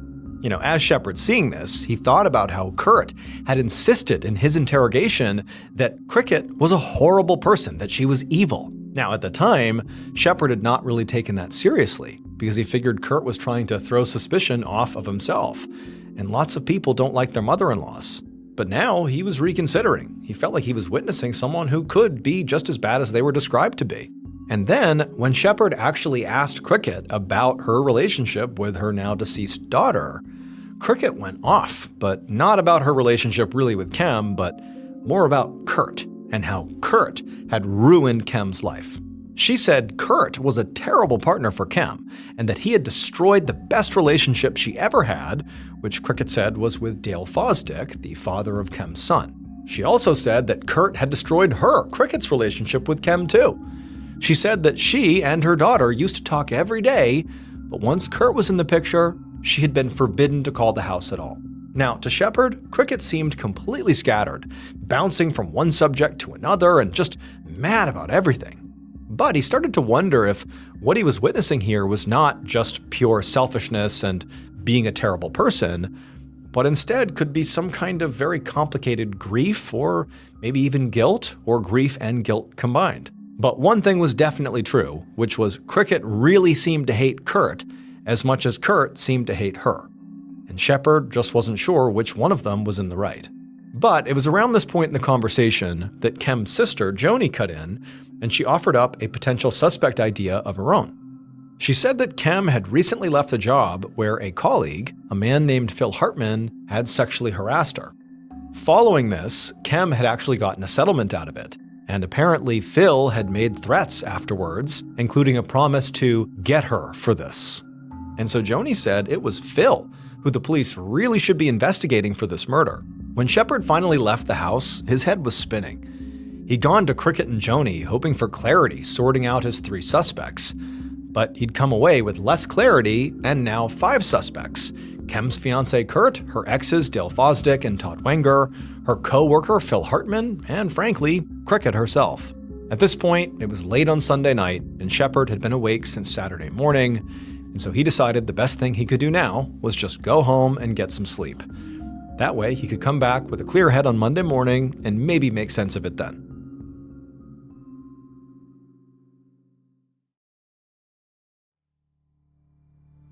On the afternoon of Monday, May 24th, so almost 2 days after the bombing that killed Kim Wenger, Detective Larry Shepard walked through the front door of Kim's house, feeling cautiously optimistic. On the night the bomb went off, the police had to evacuate so the State Bomb Squad and the ATF could make sure there were no additional explosives. But finally, the night before, the scene had officially been cleared, which meant Shepard could now enter the house and actually look around for himself.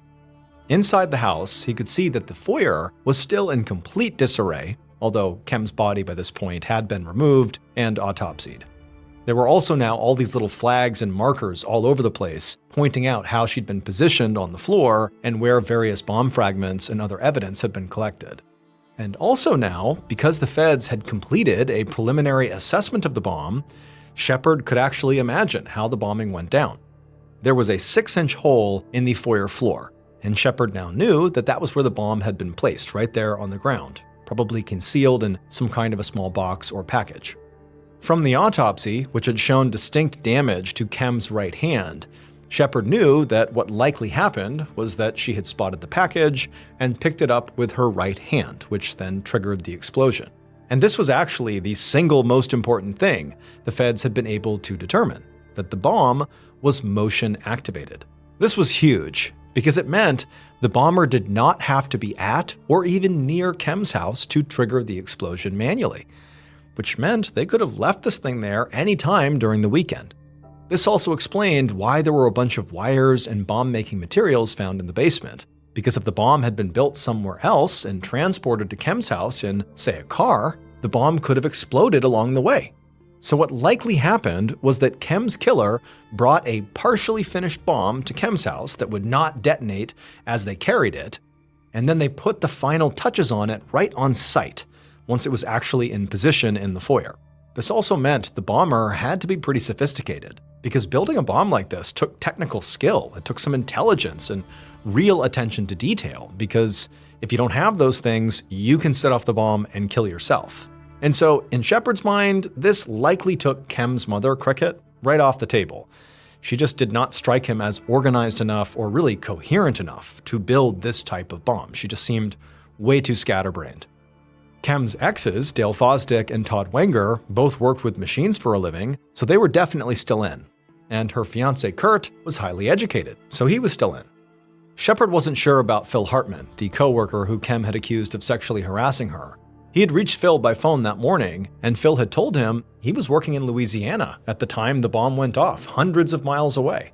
But Shepard knew just being physically far away from the bomb when it went off was not a perfect alibi, because it was motion activated. You could place it and then travel and be far away.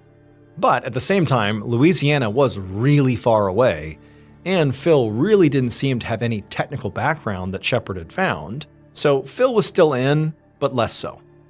As Shepard stood there in the blackened, destroyed foyer, looking at the partially burned pages of Modern Bride magazines that had been blown all over the room, he thought about the fact that whoever had done this had to have been very comfortable in Kem's house. They had gotten inside the house at some point, and then clearly spent time in the basement tinkering with the bomb. Then they came up and they're in the foyer setting the bomb up. I mean, that's someone who's pretty confident they're not gonna get caught doing all this inside the house. That's serious boldness.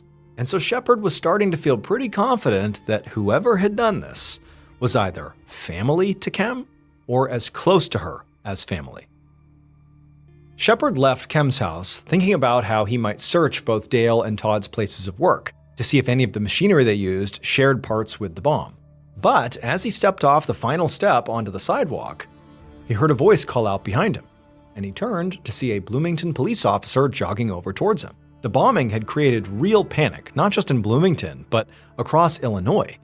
People were now terrified that there was going to be a bomb that would show up on their front porch. They would see a package they didn't recognize, and they would call the police with fears that that could be an explosive. I mean, it was like this paranoia had swept the state.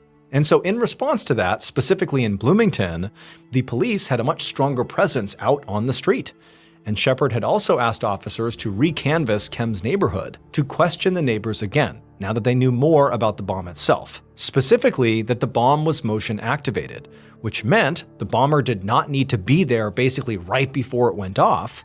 They were in the house. They were building the bomb days before. They planted the bomb in advance of the bombing, so there was a bigger window of time that they were wondering who was at Kem's house, who was acting suspicious near Kem's house in the days leading up to the bombing.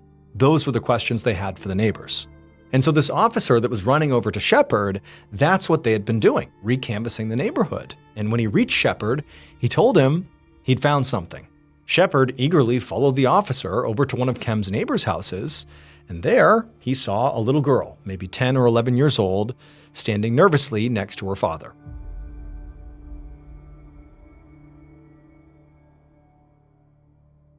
And based on what this little girl would say, along with evidence collected by the Bloomington Police Department and the ATF, this is a reconstruction of what authorities believe happened to Kem Wenger on May 22, 1993.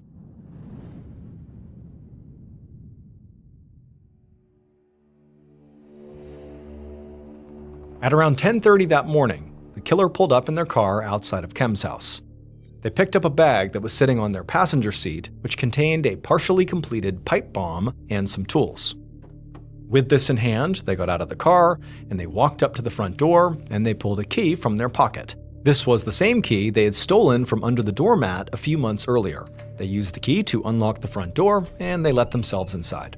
The killer then walked down to the basement, where they took all the various items from the bag and placed them on the counter, and they got to work. The killer was not worried about getting caught. They knew this neighborhood very well, and everybody in this neighborhood knew them, and they would not find it suspicious at all to see them there. Plus, they knew they would have an alibi for the time period when the bomb actually would go off. Once the bomb was mostly assembled, the killer gathered up most of their things. They left behind some random supplies in the basement, but figured it didn't really matter since the explosion would take care of everything. Feeling very confident in their workmanship so far, the killer walked back upstairs and placed the nearly completed bomb on the floor in the foyer. And then, as they completed the final steps, they could feel sweat beating on their forehead, because if they did anything wrong, the bomb would go off. But the killer got it all done, and they stood up very slowly and carefully and walked back out through the front door. But before they could get in their car and drive away, they saw one of the neighborhood girls playing in the yard next door. And the girl looked at them and waved and said hello. And the killer, who felt like they belonged there and no one will remember me, they waved back. Well, the little girl remembered that interaction, and she would tell Detective Shepard who she saw leaving Kem's house. It was none other than Kem's ex-boyfriend and the father of her son, Dale Fosdick. Dale was very upset that Kem had broken up with him and was now seeing Kurt. He had also heard from Cricket, who he was still very close with, that Kurt had talked about adopting his own son, and this enraged him. He couldn't stand the idea that his own boy might grow up calling another man dad. So he used the electronic skills and the tools he'd acquired from his hobby of building model airplanes to build a pipe bomb. And so ultimately, Dale was caught because of his entitlement to feel like he could just stroll into Kem's house anytime he wanted. Because he did that all the time, despite her saying not to, he became a familiar face in the neighborhood. And that's why that little girl remembered him. After months of forensic work that tied Dale even more closely to the bomb, he was finally arrested and found guilty of first-degree murder and sentenced to 61 years in prison. But he would only serve 14 of those years because in 2010... Next story. 1927. A 21-year-old sailor named Joe Stevens stood inside of a U.S. Navy submarine that was cruising underwater in Cape Cod Bay, about a mile off the coast of Massachusetts. Joe was at the front of the submarine, inside of a small windowless compartment called the torpedo room. It was about 20 feet long by 10 feet wide, and on one side, there was a metal door that was open that led out to the rest of the submarine. The walls were lined with 6 bunks, a bunch of machinery, and also several torpedoes. And Joe was absolutely thrilled to be in this submarine, because Joe had always dreamed of working on a sub. When he was a kid, he'd actually made this fake periscope out of wood, which on a submarine, the periscope is like a set of binoculars, if you will, that kind of juts up above the submarine, and the submarine can rise just close to the surface, but right below, and the periscope perches kind of just barely out of the water, and it can look around to show you what else is nearby. And so with this fake periscope, Joe and his older sister Florence would spend hours and hours as kids pretending they were on a submarine deep underwater on all sorts of special missions. And so years later, when Joe turned 18, the first thing he did is he enlisted in the Navy. And recently, he had finally been assigned to actually working on this submarine. And it was really like, his childhood dream had finally come true. On this particular day, Joe was doing one of his very first test sails. Basically, he and the other 40 men on board the sub were just testing out all the different machinery on board to make sure everything was working correctly. And so Joe and 5 other men had been assigned specifically to work in the torpedo room. They stood by inside of this room and waited for a command from their captain to come through on the one-way intercom overhead. But as they're standing there, just sort of waiting around, sort of out of nowhere, Joe heard this grating, loud, metallic sound that kind of echoed through the whole submarine.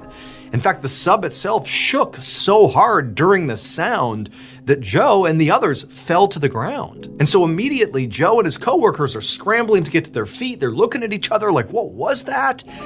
But then it was like their worst nightmare began to play out as water began to rush through that open door from the rest of the submarine into the torpedo room. And so as this absolutely horrifying scenario is playing out, Joe, his immediate reaction is actually this overwhelming sense of deja vu.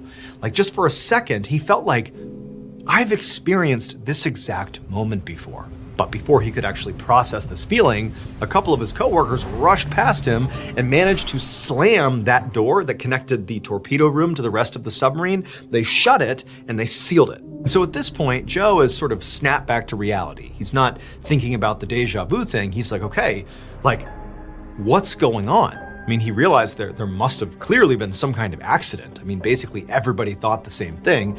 That sound, the grating sound, the shaking in the water, I mean, that screams something has struck the torpedo, something's happened. He expected the captain's voice to come over the intercom, not to talk about the test run they were actually on here, but with orders about what they should do now that there was a real-world emergency playing out. And so for a couple of minutes, Joe and his fellow sailors just kind of sat there in this, sealed-off torpedo room waiting for this announcement. But there was nothing. And then Joe and the others felt a jolt as if the submarine had just settled at the bottom of the bay. At first, Joe and the 5 other sailors didn't panic. Whatever had happened, they knew clearly it was not good, but they also figured, maybe this was not a total emergency. It was bad, but maybe we can salvage this. After all, they were only about, 1 mile away from the nearest Coast Guard station. And even though Joe and the others inside the torpedo room did not have a way to actually reach out from where they were to the Coast Guard station, or anyone else for that matter, to call for help, they figured that somebody else in the other parts of the submarine would be able to punch out and call to the Coast Guard station and call for help. But the minutes turned into hours, and there was no progress. Like, there was no obvious sign that any sort of rescue was underway. They didn't hear anything over the intercom. They couldn't even hear anything on the other side of the door. Like, they figured by now one of their comrades would have come over and knocked on the door or in some way talked to them. But no, it's just silence. And also the emergency lights inside the torpedo room eventually flickered out. They're very likely on the bottom of the bay in this sealed room in total darkness. They also had no food and no water. That was in the other part of the submarine, but they couldn't open the door without risking more water coming in. So they're just totally trapped. Now, of course, all of that was horrible. For Joe and the others, they knew how dire this situation was. But the scariest part of the whole situation was that they knew there was a finite amount of oxygen inside of this sealed room. And with every breath they took in, they were using up that air supply. And so pretty soon, this tiny metal torpedo room was starting to feel more like an underwater coffin. Joe began fading in and out of sleep. He sort of lost track of time, and he also was starting to lose hope. But then suddenly, Joe heard this loud, metallic clanging sound.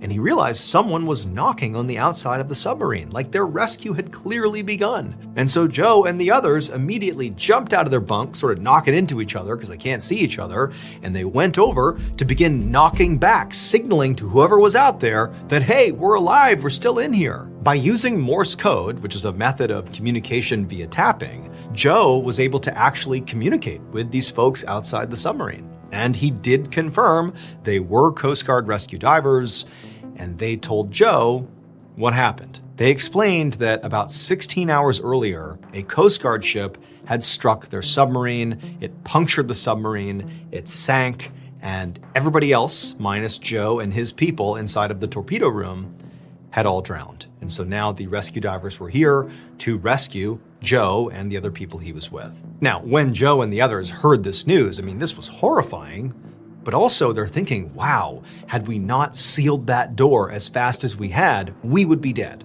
Like, we are so lucky to be alive. And so Joe, after hearing this message, he began frantically knocking back a message, basically saying like, well, great, but when are you gonna get us out of here? Because we're running out of air. It's getting hard to breathe in here. But the rescue divers could only tell him that they were doing their best and they would get them up as soon as possible. And this was definitely true. I mean, the Coast Guard was genuinely doing everything they could as quickly as they could to save Joe and the others. But the reality was, this was a really difficult problem to solve.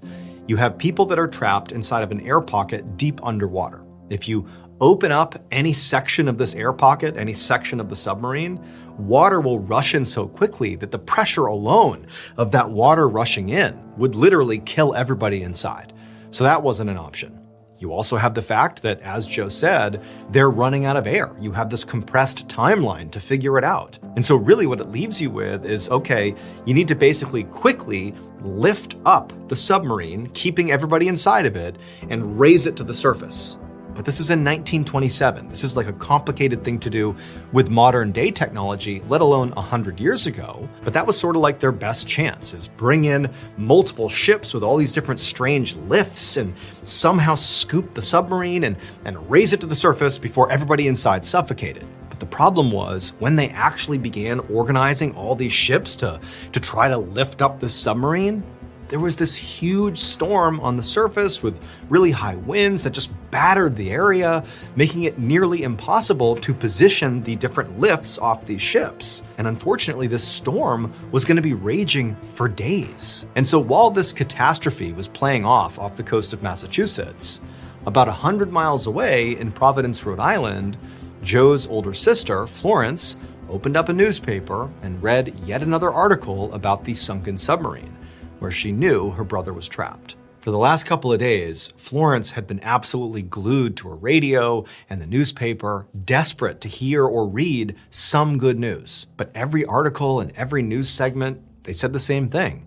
The 6 men who were trapped inside the sub were definitely still alive. They were communicating with the divers, but the storm on the surface was still just too intense to rescue them. Florence felt so scared for her brother, and not just because the situation itself was objectively dangerous, but also because she remembered the submarine game that she and Joe used to play when they were little.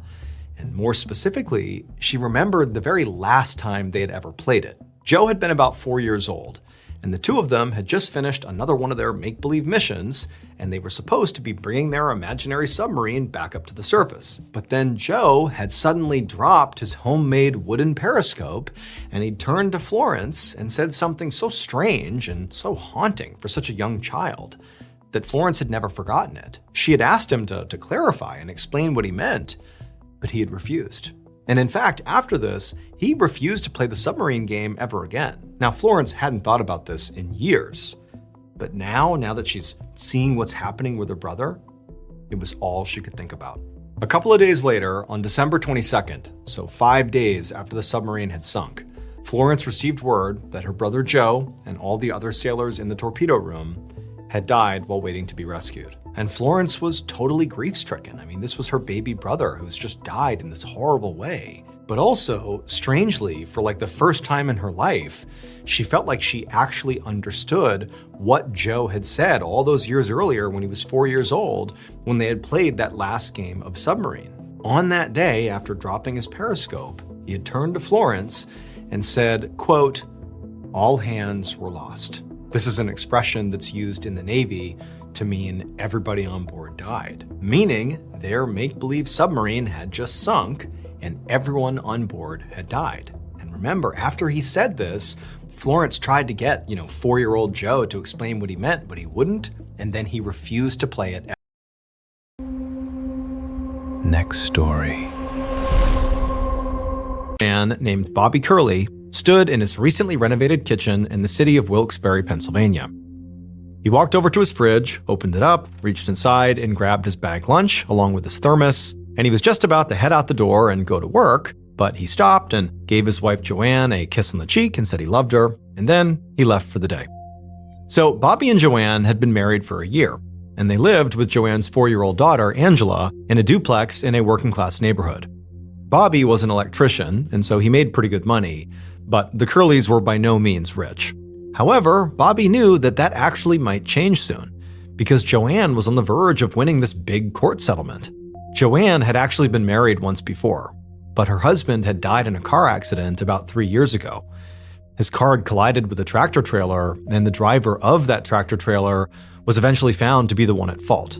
And so now, Joanne's lawyers and the trucking company's lawyers were finally closing in on a financial settlement to compensate Joanne for her first husband's wrongful death. It had been a really stressful process, and Bobby had definitely noticed that Joanne had been more sullen and stressed than usual as they were going through it. But now that the case was finally wrapping up, Joanne did appear to be sort of back in good spirits, and, while nothing was official yet, it looked like they were going to receive approximately $1 million in compensation, which was obviously really exciting. In fact, the two of them were already mapping out how they might spend some of this money. Some of the ideas they had come up with included taking Angela on a few big trips, and also maybe using some of that money to finally fund Bobby having his own business, something he had always wanted to do, but lacked the resources for. But for now, the settlement was not complete, and so Bobby had to go to his normal 9 to 5 and, punch the clock and keep earning money for the family. So for today, once he was outside, he simply got into his car and made the short drive to his current job site. 10 minutes later, Bobby parked outside of a science building on the campus of Wilkes University, which was a small college in Wilkes-Barre. He saw some of the guys on his crew standing out front, waiting to be let into this building. So Bobby, who was the foreman of their crew, he got out of his car and said good morning to everyone and then walked up and unlocked the doors. Then they all went inside and got to work. And working at this location had really become a pretty big routine for this group, because by now, Bobby and his crew had been coming here, working here for a few months now. And this job was a really big job. Bobby and his team were helping renovate the entire building, which included all the classrooms, all the laboratories, hallways, everything. And so they still had quite a bit of work to do. But there was another reason this job was taking as long as it was. And that was because when Bobby's crew had first shown up at the building, they had expected it to be totally prepared for them, meaning all furniture and equipment would be cleared out. But instead, they found a ton of stuff just kind of everywhere inside the building, because the building clearly had not been prepped at all. The chemistry lab, for example, still had random flasks and chemical bottles and, wet rags with weird substances on them just laying around the room. So as a result, Bobby and his crew had been forced to do a ton of cleanup, before they even got into their jobs that they had not planned on, and it really set them back. And so now, just to stay on schedule, they were regularly putting in 12-hour days basically every day they were there. And so all these extra hours had Bobby feeling completely exhausted, and lately, he had sort of felt kind of sick almost, and he just sort of chalked that up to basically overworking. But Bobby never complained. The overtime pay was great, and he really enjoyed working with these particular guys on this crew. These guys were basically his friends. So normally, the long work days were actually kind of fun, as exhausting and awful as they were. Later that afternoon, Bobby was standing on a ladder inside of that chemistry lab, running electrical wires above the ceiling panels. And as he was doing that, he suddenly heard this loud commotion coming from across the room. Bobby realized what he was hearing were guys on his crew basically shouting and laughing. So he climbed down to see what was going on. And when he walked over there, he saw that everybody was gathered around one of the members of the crew, whose name was Sammy DePasquale. And Sammy was sort of doubled over, coughing and spitting and holding a Coke can in his hand. Another member of the crew, whose name was Robert Marconi, explained to Bobby when he walked over that somebody had swapped out Sammy's Coke with a different Coke can, one that was filled with chewing tobacco spit instead of soda. Bobby cringed. This was absolutely disgusting. Even as a prank, this was awful. But it was also sort of par for the course for the guys on Bobby's crew. This is sort of what they did. They were always playing pranks on each other to kind of lighten the mood on long work days like today. And everybody was laughing, even Sammy, who'd been the butt of the joke. And so eventually, Bobby joined in too. He thought that this was ultimately good for morale, as gross as it was. And after a minute or so, Sammy recovered from his coughing fit from drinking this disgusting liquid and vowed sort of comically to get payback on whoever switched his Coke can. Then after that, all the guys got back to work. And so Bobby, he left the group and went back over to his ladder. And as he was climbing back up, he paused about halfway because he felt this sudden wave of sickness come over him. It almost felt like he had a flu coming on. which didn't really surprise him because he had been doing all these overtime hours and he really had felt run down as a result of it. And so again, he's just sort of chalking up the way he feels to overworking. And so as Bobby is standing on this ladder, he kind of told himself, just suck it up, this will pass. And he just stood there on the ladder. And after a minute or two, that sensation of being sick did sort of pass. And then, because he was not a complainer, he was a hardworking guy, he just pushed the sickness feeling he was having out of his mind. He climbed back up and got back to doing his wiring.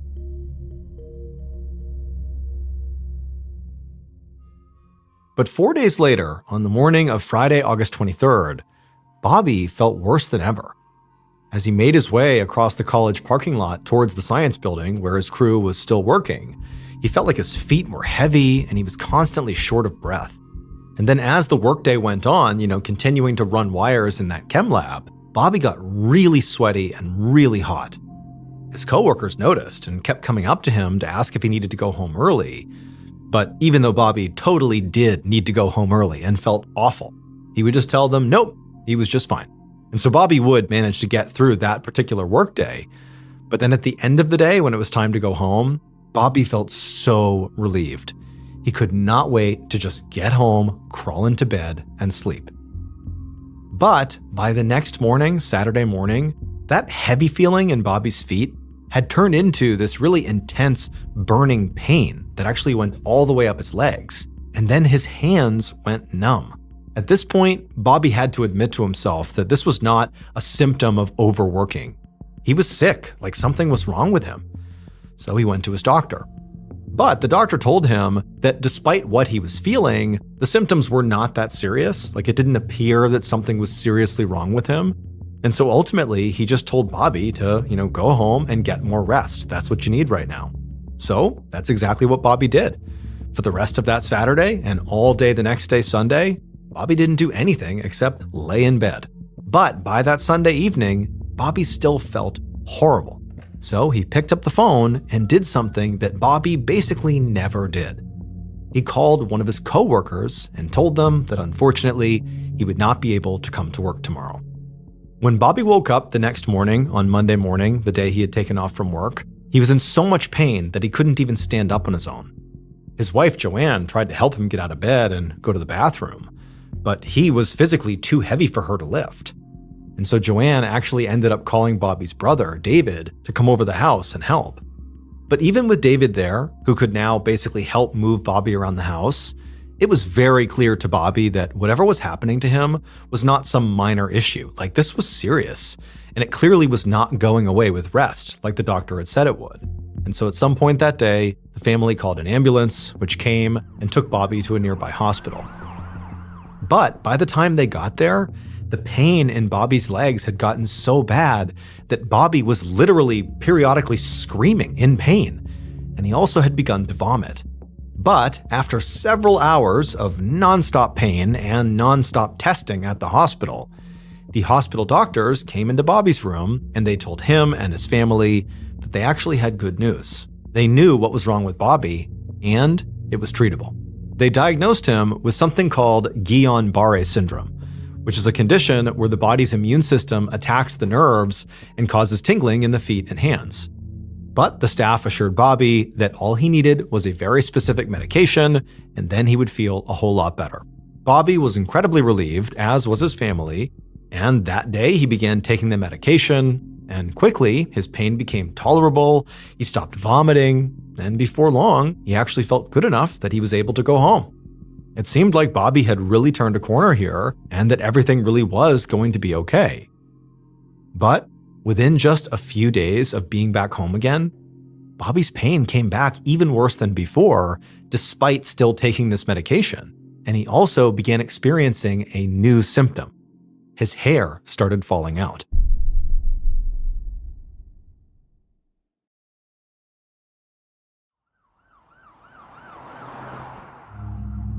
On September 7th, so now a week and a half after Bobby came back from the hospital, well, he was back there again. And to Bobby's horror, this time, his doctors actually seemed kind of baffled by his symptoms. They told him that sudden extreme hair loss was definitely not a symptom of Guillain-Barré syndrome. So they told Bobby that it seemed like their initial diagnosis must have been wrong, despite the fact that the medication they gave him to treat GBS had helped him for a little while. And so the problem now was the doctors were basically at a total loss as to how to help Bobby. They really didn't know what was going on.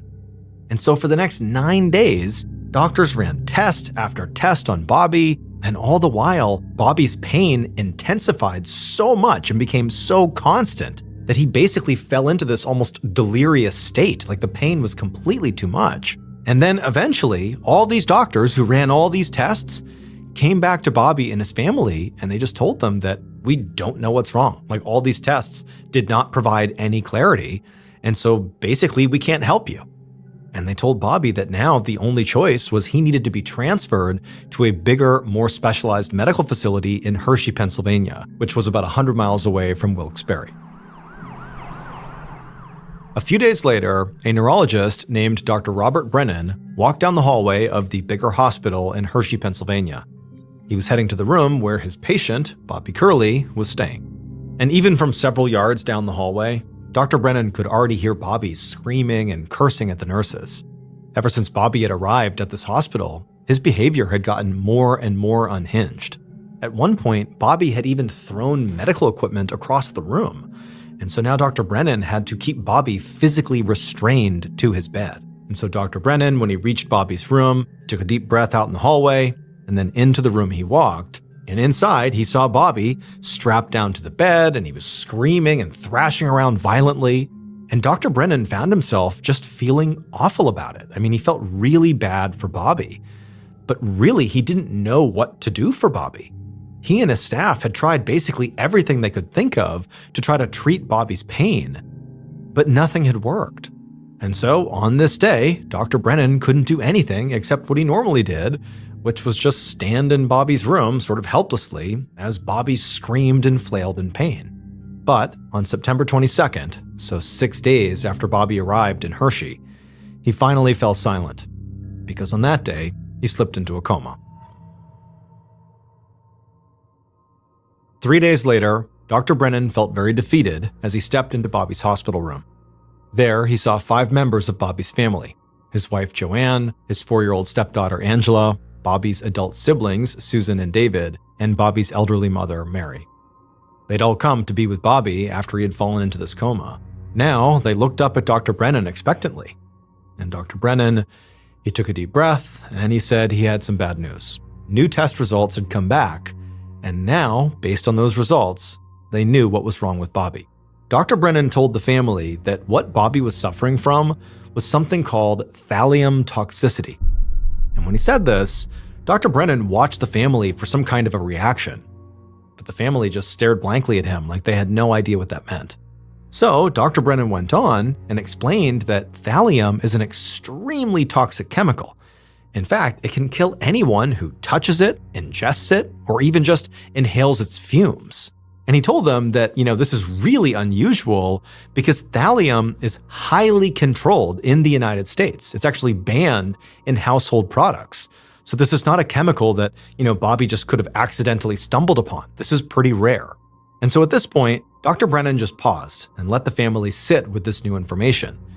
And the family, they looked at each other like, wow, this is awful, but nobody knew how to react. They just kind of looked back at the doctor, waiting for him to explain more. But when the doctor didn't say anything, Bobby's sister, Susan, just asked in a quavering voice, what can we do? At that point, Dr. Brennan just shook his head and said, unfortunately, there's no cure for thallium poisoning. 2 days later, on September 27th, Joanne stood next to her unconscious husband in the hospital, and she nodded at the medical staff that was gathered all around him. It was ultimately Joanne's decision whether or not to keep Bobby on life support. But with no hope of a cure, Joanne had ultimately decided that the best thing to do was to take him off life support. And so after giving the signal to medical staff, Joanne, her daughter, and the rest of Bobby's family, they kind of stepped back from the bed, and they watched as the staff walked over and removed Bobby's ventilator. And then Joanne had to watch as her husband took his final breath.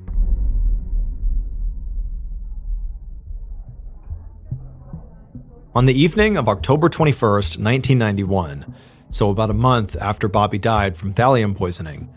A police detective named Harold Cawley sat at a big table with 7 other men inside of a steakhouse in Wilkes-Barre, Pennsylvania.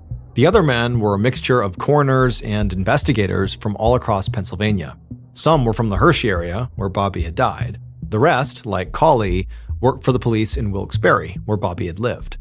The men were there discussing the investigation into Bobby's death, and they had been doing this for the past 3 hours already, because there really was so much to talk about.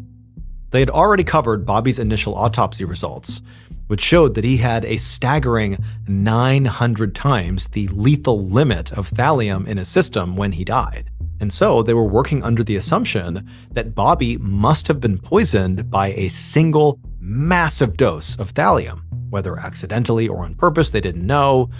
And so they discussed theories for how this could have even happened to him. Because remember, thallium is not just a chemical you can get from the store. I mean, this is something that is highly regulated. So how did he come in contact with it? Their first thought had been basically what everybody else suspected, which was, Bobby must have been accidentally poisoned at the Wilkes University chemistry lab where he'd been working for so many months. And they actually had a bunch of records from a preliminary examination of the lab. And according to these records, one of the first things investigators had found inside of that lab was 5 vials of thallium in one of the storerooms. They'd also found a rag that was laying out on a countertop that presumably was there when Bobby first arrived and he and his crew began cleaning everything up. And next to this rag was a handwritten note that had a warning on it that literally said, "Thallium wiping rag, touch me and die." The rag had actually caused a huge amount of panic amongst the investigators when they had gone in to begin sweeping the lab for signs of thallium, because people were fearful that maybe they'd brushed up against it and touched this rag, and were they going to get thallium poisoning? However, they actually tested the rag and it came back negative for thallium, as did all the surfaces in the lab and also the air in the lab. And so the investigators had finally decided that that note must have been a joke or something. Also, the university insisted that all of its thallium was accounted for, meaning none of it could have been, stolen or misused in some way to poison Bobby because they would know about it. And so at this point, the university had actually been sort of ruled out as where Bobby got poisoned, which really didn't make sense to Detective Cawley or the other investigators at this dinner, because again, thallium is hard to come by. The idea that Bobby was working in a lab that contained thallium, but that wasn't where he was poisoned by thallium, seemed almost impossible. It had to have happened there. But they had gone out and tested all of Bobby's coworkers who had also worked in that lab with Bobby for so many days and so many hours, and they all came back negative for thallium exposure. However, Bobby's own family, his wife Joanne and her 4-year-old daughter Angela, they had tested positive for thallium exposure. Granted, it was on a near microscopic level because any amount of exposure could actually be lethal, and those two were okay, so obviously they had not received a lethal dose, but there were very small traces of thallium in both of them, which was odd. And so everybody at the table agreed that the right thing to do here was to speak to Joanne and see if maybe she had some ideas of how she and her daughter and obviously Bobby could have maybe come in contact with this very rare and lethal chemical. And then also, they need to get inside of the family's duplex to search it, literally, for thallium. But first, there was the problem of jurisdiction.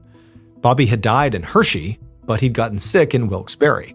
So, after some discussion, the men decided that the Wilkes-Barre police should be the ones to head up the case because that is where Bobby actually got poisoned. The next day, Detective Cawley invited Bobby's siblings, David and Suzanne, to the Wilkes-Barre police station. And right away, it was quite clear that both of them were very suspicious of Bobby's wife, Joanne. They told Cawley that Joanne had been acting really strange for months, both before and also after Bobby's death. David said when his brother had first gotten sick, Joanne had barely lifted a finger to help him. She'd called David to come over and look after Bobby, acting like she needed somebody strong enough to move Bobby around, which was true. But while David was upstairs literally carrying Bobby to and from the bathroom, Joanne stayed downstairs with her daughter and totally ignored them. She didn't even pretend to want to help. She basically let David do all of it. And Susan said, even though she didn't know for sure, her impression of Joanne right after she had taken Bobby off life support and he's died, her impression of Joanne was she was hugely relieved. Colley listened and nodded and sort of gave the impression that he was following along and basically believed them. But inside, he wasn't really convinced that what they were describing was highly suspicious behavior. When David came over to help Bobby, that was because she had asked him to do that, after trying at first unsuccessfully to move her husband around. And then when David was there, she does have a 4-year-old daughter. She can't just leave her unsupervised. Or maybe she doesn't want her daughter to see Bobby, and so she has to keep her downstairs. So there's an explanation for that. And as for Joanne being relieved after her husband's death, everybody dealt with grief differently. And Bobby's death had been a really traumatic, drawn-out process for everybody involved. So maybe she was relieved, but not because she was happy about it. It could have just been the end of a nightmare chapter in all of their lives. And so after he had listened to their concerns, Colley began to redirect the conversation, and he began asking David and Susan about their relationship with Bobby. They both said they were very close with their brother, even as adults. They said they lived nearby, and they saw each other quite a bit. David in particular said he spent a lot of time with Bobby. He said they often went fishing, and recently, together, they had renovated Bobby's kitchen.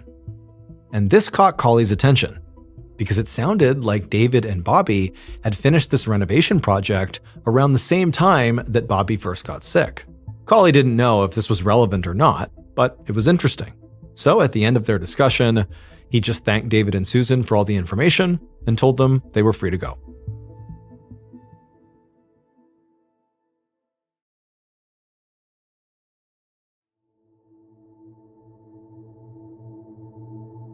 A few days later, on the morning of October 25th, 1991, Detective Colley and 3 other investigators sat at an interrogation table in the Wilkes-Barre police station, right across from Joanne Curley, and the lawyer that she had brought along with her.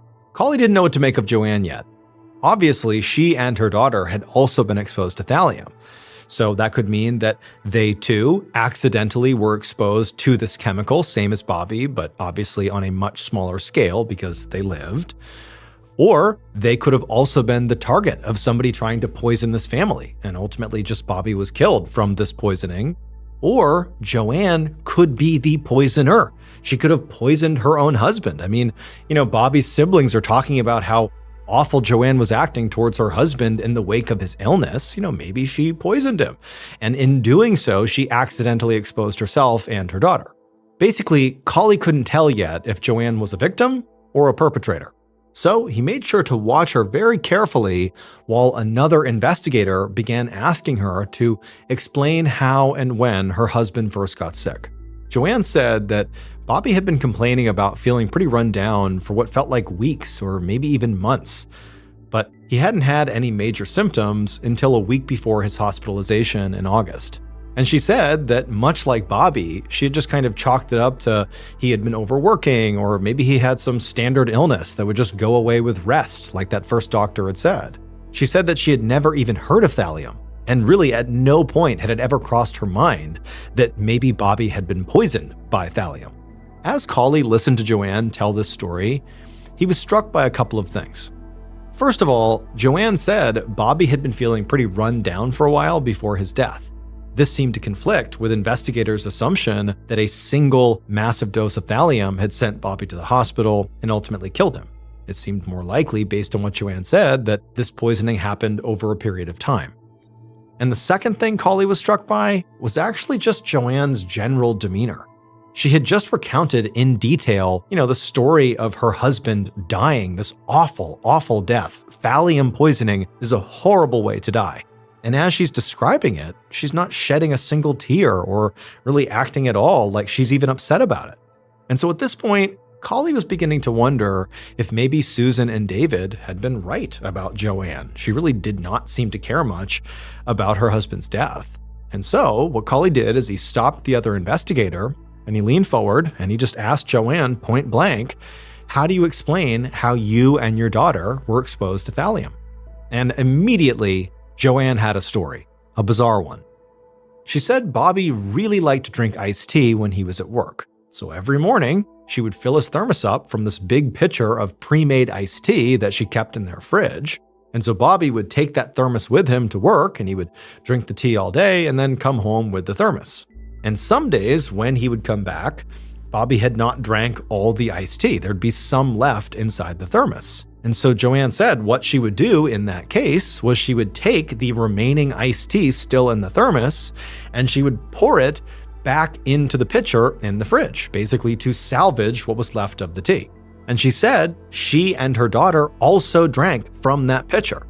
So in essence, she sometimes was drinking from the same tea that Bobby was drinking from directly. And so perhaps in that way, if he was being exposed to thallium, maybe it was getting into that tea that he was bringing home. And, she believed that maybe that was how she was being exposed, by drinking the leftover iced tea. Cawley glanced over at the other investigators in the room, and they all looked as baffled as he was. This iced tea explanation was pretty out there, but it was so weirdly specific that they really couldn't write it off. And Cawley knew that, if the iced tea theory was legitimate, it might be able to explain why all three people in this family, all living in the same place, had such drastically different levels of exposure.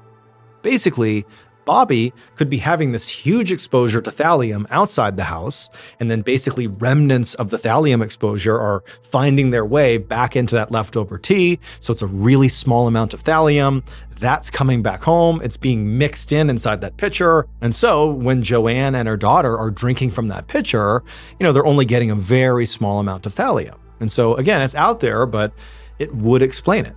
So Cawley asked Joanne if he had her permission to not just search her whole duplex to check for thallium, but specifically check her fridge, check her pitcher, her iced tea pitcher, and all the thermoses that Bobby brought to work to see if there was still trace levels of thallium inside of them. And he was worried when he asked her this question that she might refuse or give some reason that she couldn't, but Joanne immediately agreed without any hesitation. That same afternoon, Cawley, his investigators, and a crime scene unit arrived at the Curleys' duplex to begin their search. Cawley looked on as the crime scene unit entered the duplex and immediately began scouring every surface. And they found absolutely no trace of thallium anywhere in the house, except for in one very specific location. The thermos Joanne had already told them about, the one that Bobby would bring with the iced tea in it to work and then back again. Traces of thallium were found on the little ridges at the top of the thermos where the lid screwed back on. And this was huge, not only because now they had the first clear sign of exactly where the thallium was coming in and out of Bobby's life, but more specifically because it was at the top of this cup that obviously Bobby is drinking from. This showed that the way the thallium wound up in Bobby's system was because he ingested it. That was something they didn't know at this point. Now it seems very clear that's how it happened. But despite this revelation, it didn't explain how Joanne and Angela were also exposed, because when they tested the big pitcher of iced tea in the fridge, it didn't contain any thallium. And also, just finding the thallium at the top of the thermos didn't explain how it actually got there. But for Cawley, what really stood out about finding thallium on this thermos was that this item, this thermos, is something Bobby took to work and home every single day. So it seemed like maybe, Cawley and his staff had been too quick to rule out where Bobby was working. I mean, he was working in a chemical lab that contained thallium, and they had ruled that out as the place where he could have been poisoned. Now, it seemed like they needed to take another look.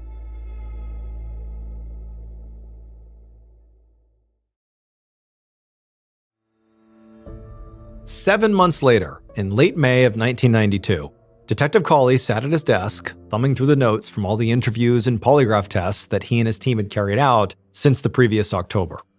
One by one, they had brought in all of Bobby's coworkers and grilled them about Bobby's death. And all of the coworkers had more or less said the same thing. Bobby was well liked, and nobody they knew would want to harm him. Some of the coworkers did admit that they did like to prank each other a lot, but they said the pranks had always been, pretty harmless, and spiking somebody's drinks with chemicals was way, way beyond anything they ever did. At least that's what all of them said. But two of Bobby's coworkers, Sammy DePasquale and Robert Marconi, had failed their polygraph exams. In fact, the polygraph examiner said those two had literally gotten the worst scores he had ever seen. So very quickly, those two shot to the top of Colley's suspect list. And so Colley had pressed both of them about whether or not they had pranked Bobby by putting thallium into his thermos. Maybe they didn't know how dangerous thallium was, but did they put something in his thermos? And they said absolutely not, they didn't do that. But Colley didn't believe them, because he'd already heard about previous pranks that involved swapping out coworkers' drinks for things like tobacco spit. So what's to say they didn't put thallium in Bobby's thermos? It just sort of tracked. The problem was, Colley didn't have any actual evidence that he could use to arrest either of them, especially since the university continued to insist that none of their thallium was missing from the lab. Now, Colley knew it was possible the university was wrong, that maybe there was unaccounted for thallium, but he had no way to prove that. Colley also felt pretty suspicious of Joanne and also Bobby's own brother, David. Joanne, for obvious reasons, was still suspicious. She had thallium in her system. She seemed oddly detached from Bobby when he was dying, kind of letting other people take care of him, and apparently was relieved when he was taken off life support. But even if Joanne had wanted to poison Bobby, it was really unclear how she would have gotten her hands on thallium. And then as for David, the reason he was sort of suspicious to Colley is because he spent a lot of time with Bobby.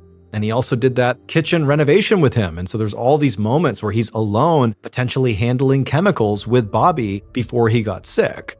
So basically, David had the opportunity to poison Bobby, but there really was no motive.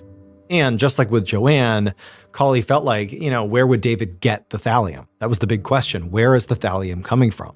And so at this point, Detective Colley was basically at a dead end and just did not know how to take this case, which was heartbreaking because earlier that day, he'd been informed that the district attorney had decided to actually shut down the investigation into Bobby's death.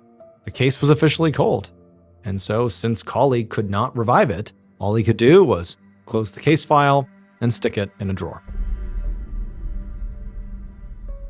One morning in August of 1994, so more than 2 years after the investigation into Bobby's death was shut down, Detective Colley walked up the porch steps of the duplex where Bobby had lived, and he knocked on the door.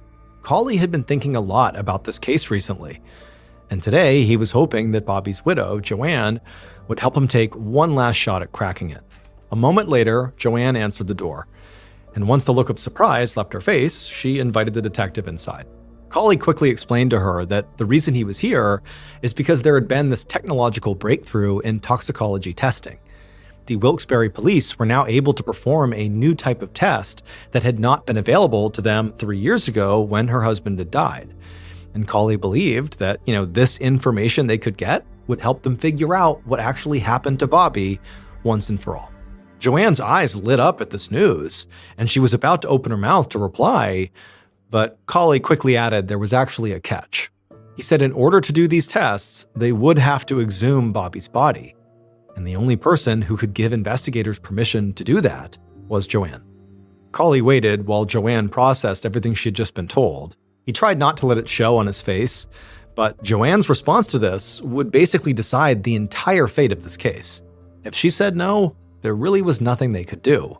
The evidence contained inside of Bobby's casket would be lost to them forever, which meant if somebody had intentionally poisoned Bobby, they would never figure out who it was, and so the killer would never be brought to justice. But unsurprisingly, Joanne said yes, of course. Later that month, on August 23rd, Colley went to the cemetery where Bobby was buried, and he watched as a backhoe dug up his grave and pulled his casket out of the ground. The police and coroner then took custody of Bobby's body, and they would go on to perform these new toxicology tests. And when the results came in, they gave Colley the exact information he had hoped for.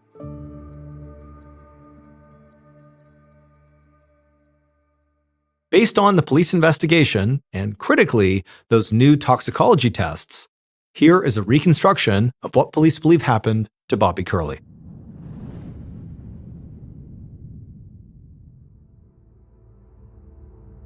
The first time the killer slipped thallium into Bobby's thermos, Bobby was busy working in another room and didn't notice, which was exactly what the killer wanted. The killer did not hate Bobby. In fact, they really hadn't wanted to kill him. until he had started talking about opening up his own business with that settlement money his family was going to get. And the killer just could not let that happen.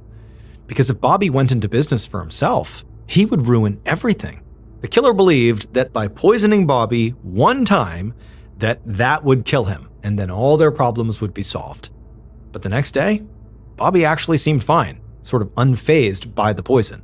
So the next time the killer got the chance, they added a little more poison to Bobby's thermos. And when Bobby again stayed healthy the next day, well, the killer just added a little bit more the next time, and they just kept on doing that. They were afraid that if they added too much at once, Bobby might notice, and then they would get caught. So, for months, Bobby was being poisoned, but didn't really show any significant symptoms. But finally, in August of 1991, Bobby started showing really severe symptoms. Remember, his legs were in extreme pain, his hands were going numb, and when he called in sick to work on that Monday, that was when the killer knew. They were certain they had finished him off. Except they hadn't finished him off, because when he went to the hospital, Bobby just continued to cling to life. So the killer actually went to visit Bobby in the hospital, and while Bobby was sleeping, the killer slipped a final massive amount of the poison into a soda cup that Bobby kept by his bedside. And when Bobby woke up, the killer kind of casually encouraged him to drink the soda, and Bobby did so without any hesitation because Bobby had no reason not to trust the killer, because the killer was his own wife, Joanne Curley. She had actually started poisoning him almost a year before she actually murdered him, but investigators didn't realize this until a new type of toxicology test allowed them to figure out exactly when Bobby was being poisoned. This test worked by analyzing some of the hairs that Bobby still had left on his body. Basically, every time Bobby was poisoned, a chemical marker was left behind in his hair.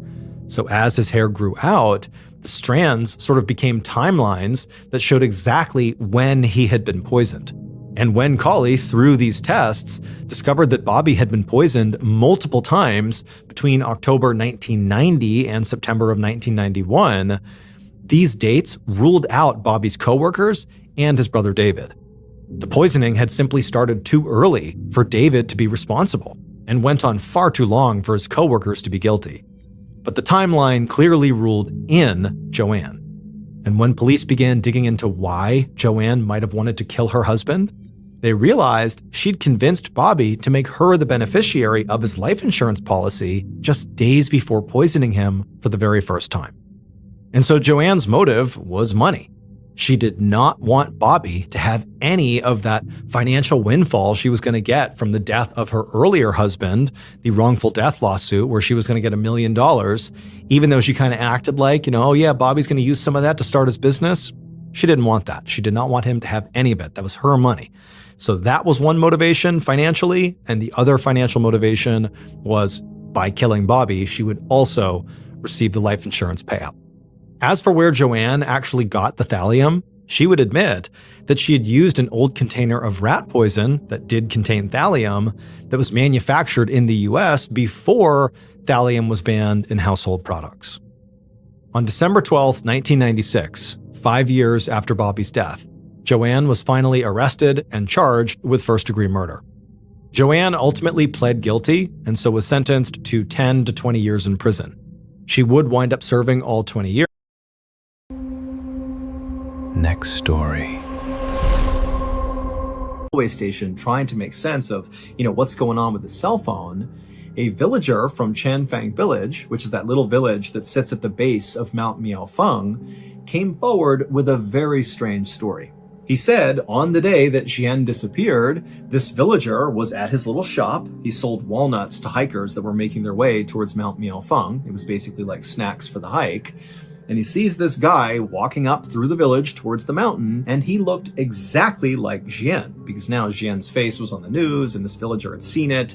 And so he felt like he had seen Jian, And so this villager said, this guy who looked exactly like Jian, he walked up and actually stopped at this villager's shop to buy some walnuts. And this villager and this man who looked like Jian, they just chatted for a few minutes. And at some point, this guy who looked like Jian asked the villager, hey, these are great, but where else can I buy walnuts? I want to buy other types of walnuts and bring them back to my family. And so this villager was like, oh yeah, well, the best walnuts in all of Beijing are actually located about 30 miles away at the base of another mountain. It's called Tietua Mountain, and there are vendors over there who sell the best walnuts. So that's your answer right over there. And then after the villager said this guy who looked just like Jian, it's like everything changed for him. It's like his expression changed, his tone changed. It's like he's been given this information that's changed his life, about these walnuts. And he says to the villager, okay, I'm going to go there right now. And without saying anything else, this man just turned and began quickly walking away from the walnuts, back through town, back towards the bus stop. So away from Mount Miaofeng. In theory, this guy is going to the bus to what? Commute 30 miles to this other mountain, Tietua Mountain, to get these walnuts? I mean, the villager does not know this guy, but even he felt like this is bizarre. This guy comes up, he's buying snacks to go hike Mount Miaofeng. He seems really excited about it.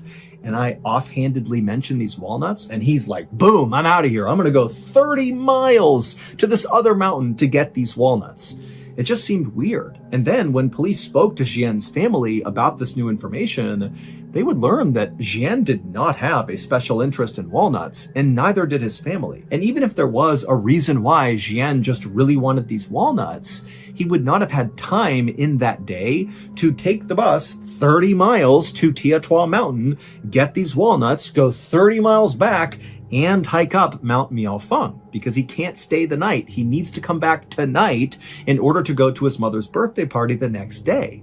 So it just made no sense. But this walnut thing was basically the only lead police really had, because everything else was a dead end. And so they decided to shift their search area from Mount Miaofeng to Tietua Mountain. And pretty much right away, they saw something that gave them hope that Jian could be here. They found pages from the Beijing Youth Daily newspaper tied to trees on the mountain.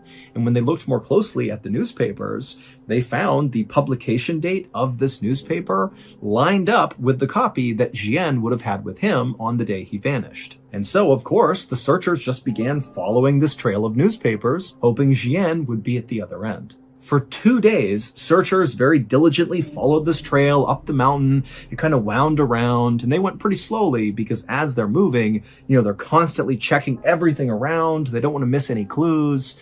But finally, after 2 days of following this trail, they eventually found something. The newspapers led them to a campsite. Now, the campsite was abandoned, but there was a bed of hay, there were some used water bottles and some toilet paper. And so just from the looks of it, this campsite looked relatively active, like somebody had been staying here recently for at least a day or two. And so it seemed pretty likely, based on everything else, that this was Jian's campsite. And pretty quickly, after searching the campsite, they found something that virtually guaranteed that this was his campsite. Authorities found this plastic bag that was sitting next to the bed, and inside of the bag was a piece of scrap paper from Beijing No. 5 Middle School. And on this scrap paper was a note. And the note said Jian had indeed hiked up Tietua Mountain on September 30th.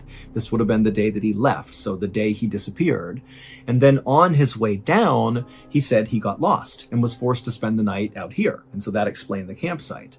And then on October 1st, so that would have been the day after he spent the night out here, he said he was going to attempt to follow the ridge line down the mountain to a nearby village to safety. And this note ended with the phrase, "Leaving this note here just in case. Love to everyone who passes by." Now, at first glance, this note was like amazing news because suddenly it seemed totally possible that Jian was just fine. I mean, the way the note was written, it sounded like he was at least healthy and safe, albeit I'm sure he was not happy to be stuck up on a mountain, but, he loved being in nature, and so he seemed okay. And then he had a reasonable plan for how he was going to get out of there, follow the ridgeline, go down to a village, go to safety. But as the police analyzed this note, they noticed that some things were off about it. First of all, this note basically directly contradicts other facts of this case. Remember, cell phone records prove Jian got a phone call at 4 p.m. on the day he went missing from his friend, and his friend would report that Jian told him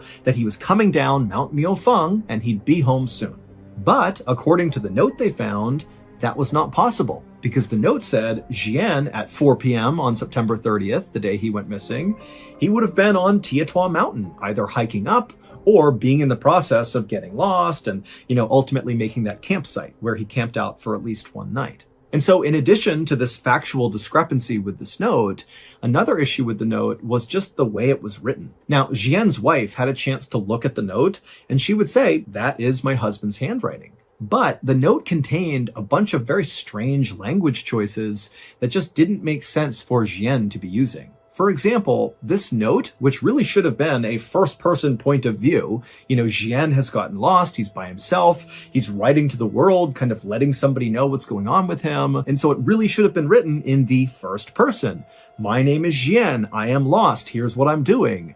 But the note was written in the third person. Jian got lost on the mountain, and so he is going to camp out for the night, and tomorrow he's going to make his way out to safety. But despite being written in the third person, it did sound like somebody was talking about themselves. It did not feel like somebody else was attempting to document what Jian was doing. But by far, the weirdest part of this note was the tone shift that happened about halfway through. So the first half of this letter was written, albeit in the third person, but it was grammatically correct and sort of formal, like you would expect from a very well-educated retired teacher. But once you get to that second half of the note, the grammar started being really awkward, and then the very final line, which says, "Love to everyone who passes by," that actually sounds totally awkward in Chinese. So "love to everyone who passes by" is the translation into English, and that basically makes sense to us, like that's not an awkward phrase.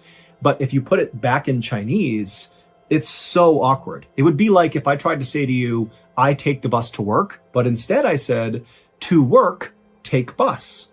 Right? Like I wouldn't say it that way, and it would immediately seem very awkward for anybody who knows me if I wrote or said something like that. And so this last line stood out so much that actually police and friends and family of Jian assumed he must have left that in there as like a secret message or a code, like a distress signal, especially when you consider the other weird factors around this note. But nobody could figure out what it meant. The day after this note was discovered, a searcher was up in the vicinity of Jian's campsite on Tietua Mountain, and they were walking around, kind of retracing their footsteps, looking for new places to search. When they turned a corner, and up ahead, they noticed there was this tree kind of hanging out over this rocky cliff, and dangling from the tree was something gray that looked sort of out of place. And so the searcher, sensing this could be a clue of Jian's whereabouts, he yelled out for other searchers in the area that he had found something, and then he took off running towards this thing to see what it was. And when he got up to the tree, he looked up and he saw it was a pair of sweatpants that had clearly been intentionally tied to this branch in the tree. And so the searcher, he reached up and grabbed one of the pant legs and kind of tugged on it. And when he did, all these white things began falling out of the pants and landing on the ground. And when the searcher stopped and looked down to see what they were, he couldn't believe it. It was a whole pile of human bones. However, they were not Jian's. In fact, nobody ever figured out who these bones belonged to or why they were stuffed inside of pants and tied to a tree on this mountain. But the discovery of these bones would open up a whole new mystery, because after these bones were found, all the searchers came over and basically just began combing the area near these bones, and the police began uncovering body after body after body. They found 2 more sets of human bones stuffed into pants and tied to trees, and they found the other bodies at the foot of a cliff, and also inside of this well, and inside of this cave. And so in total, authorities found 10 sets of human remains in the vicinity near Jian's campsite, but none of the human remains belonged to Jian. Officials were only able to identify a few of the bodies, and they were not able to figure out how they died or whether or not foul play was involved. But the discovery of those bodies did mean one thing for Jian's case, It meant, all these people had previously gone up Tietua Mountain before Jian went up and vanished. And when these other people went up the mountain, clearly something horrible happened to them, and we don't know what it is. Is there a killer on the loose? Is there some animal or creature out there that's taking people out? I mean, we don't know. But what started to happen since Xian went missing and his story was all over the news in China is that all these other hikers who've been on Tietua Mountain before have begun sharing their experiences when they hiked up Tietua Mountain, and some of their stories about what they've seen on that mountain are horrifying. One person said they were walking up the mountain. They had their partner with them who was a little bit farther back the trail. And so they're kind of walking up on their own. And the first person, as they're walking up the trail, suddenly sees this guy just kind of come out of nowhere wielding an axe. And he walks up to this person and all he says is, "Are you alone?" And the hiker's like, "No, my partner's back there. They're coming up here. What's going on?" But the axe man, he basically acted like he didn't even hear their answer. And he just asked it again, "Are you alone?" And the hiker was like, "No, my partner's back there." And the axe man again just said, "Are you alone? Are you alone? Are you alone?" And this axe person kept doing that until the hiker and their partner just turned and ran. And then another hiker shared a story about how they were walking up a trail on Tietua Mountain, and at some point they lifted their head up and he saw a little ways up the trail, kind of off the trail, so in the tree line, were all these people, like this group of strangers, just standing there motionless, kind of half behind trees, like they were kind of trying to hide themselves, but also not. And they were just staring at this hiker, unmoving, not speaking, just staring. And so the hiker, they look up and they see this, and they were so unnerved so quickly that they just turned and left, and they have no idea who those people were. And so obviously we have no way of verifying these other hikers' stories about what they saw on Tietua Mountain. But when you combine their testimony with Jian's story, it really makes you wonder, what's going on up there? The official search for Jian was called off at the end of October, so roughly 1 month after he vanished. But unofficially, the search for Jian continues to this day. However, they still have not found his body, and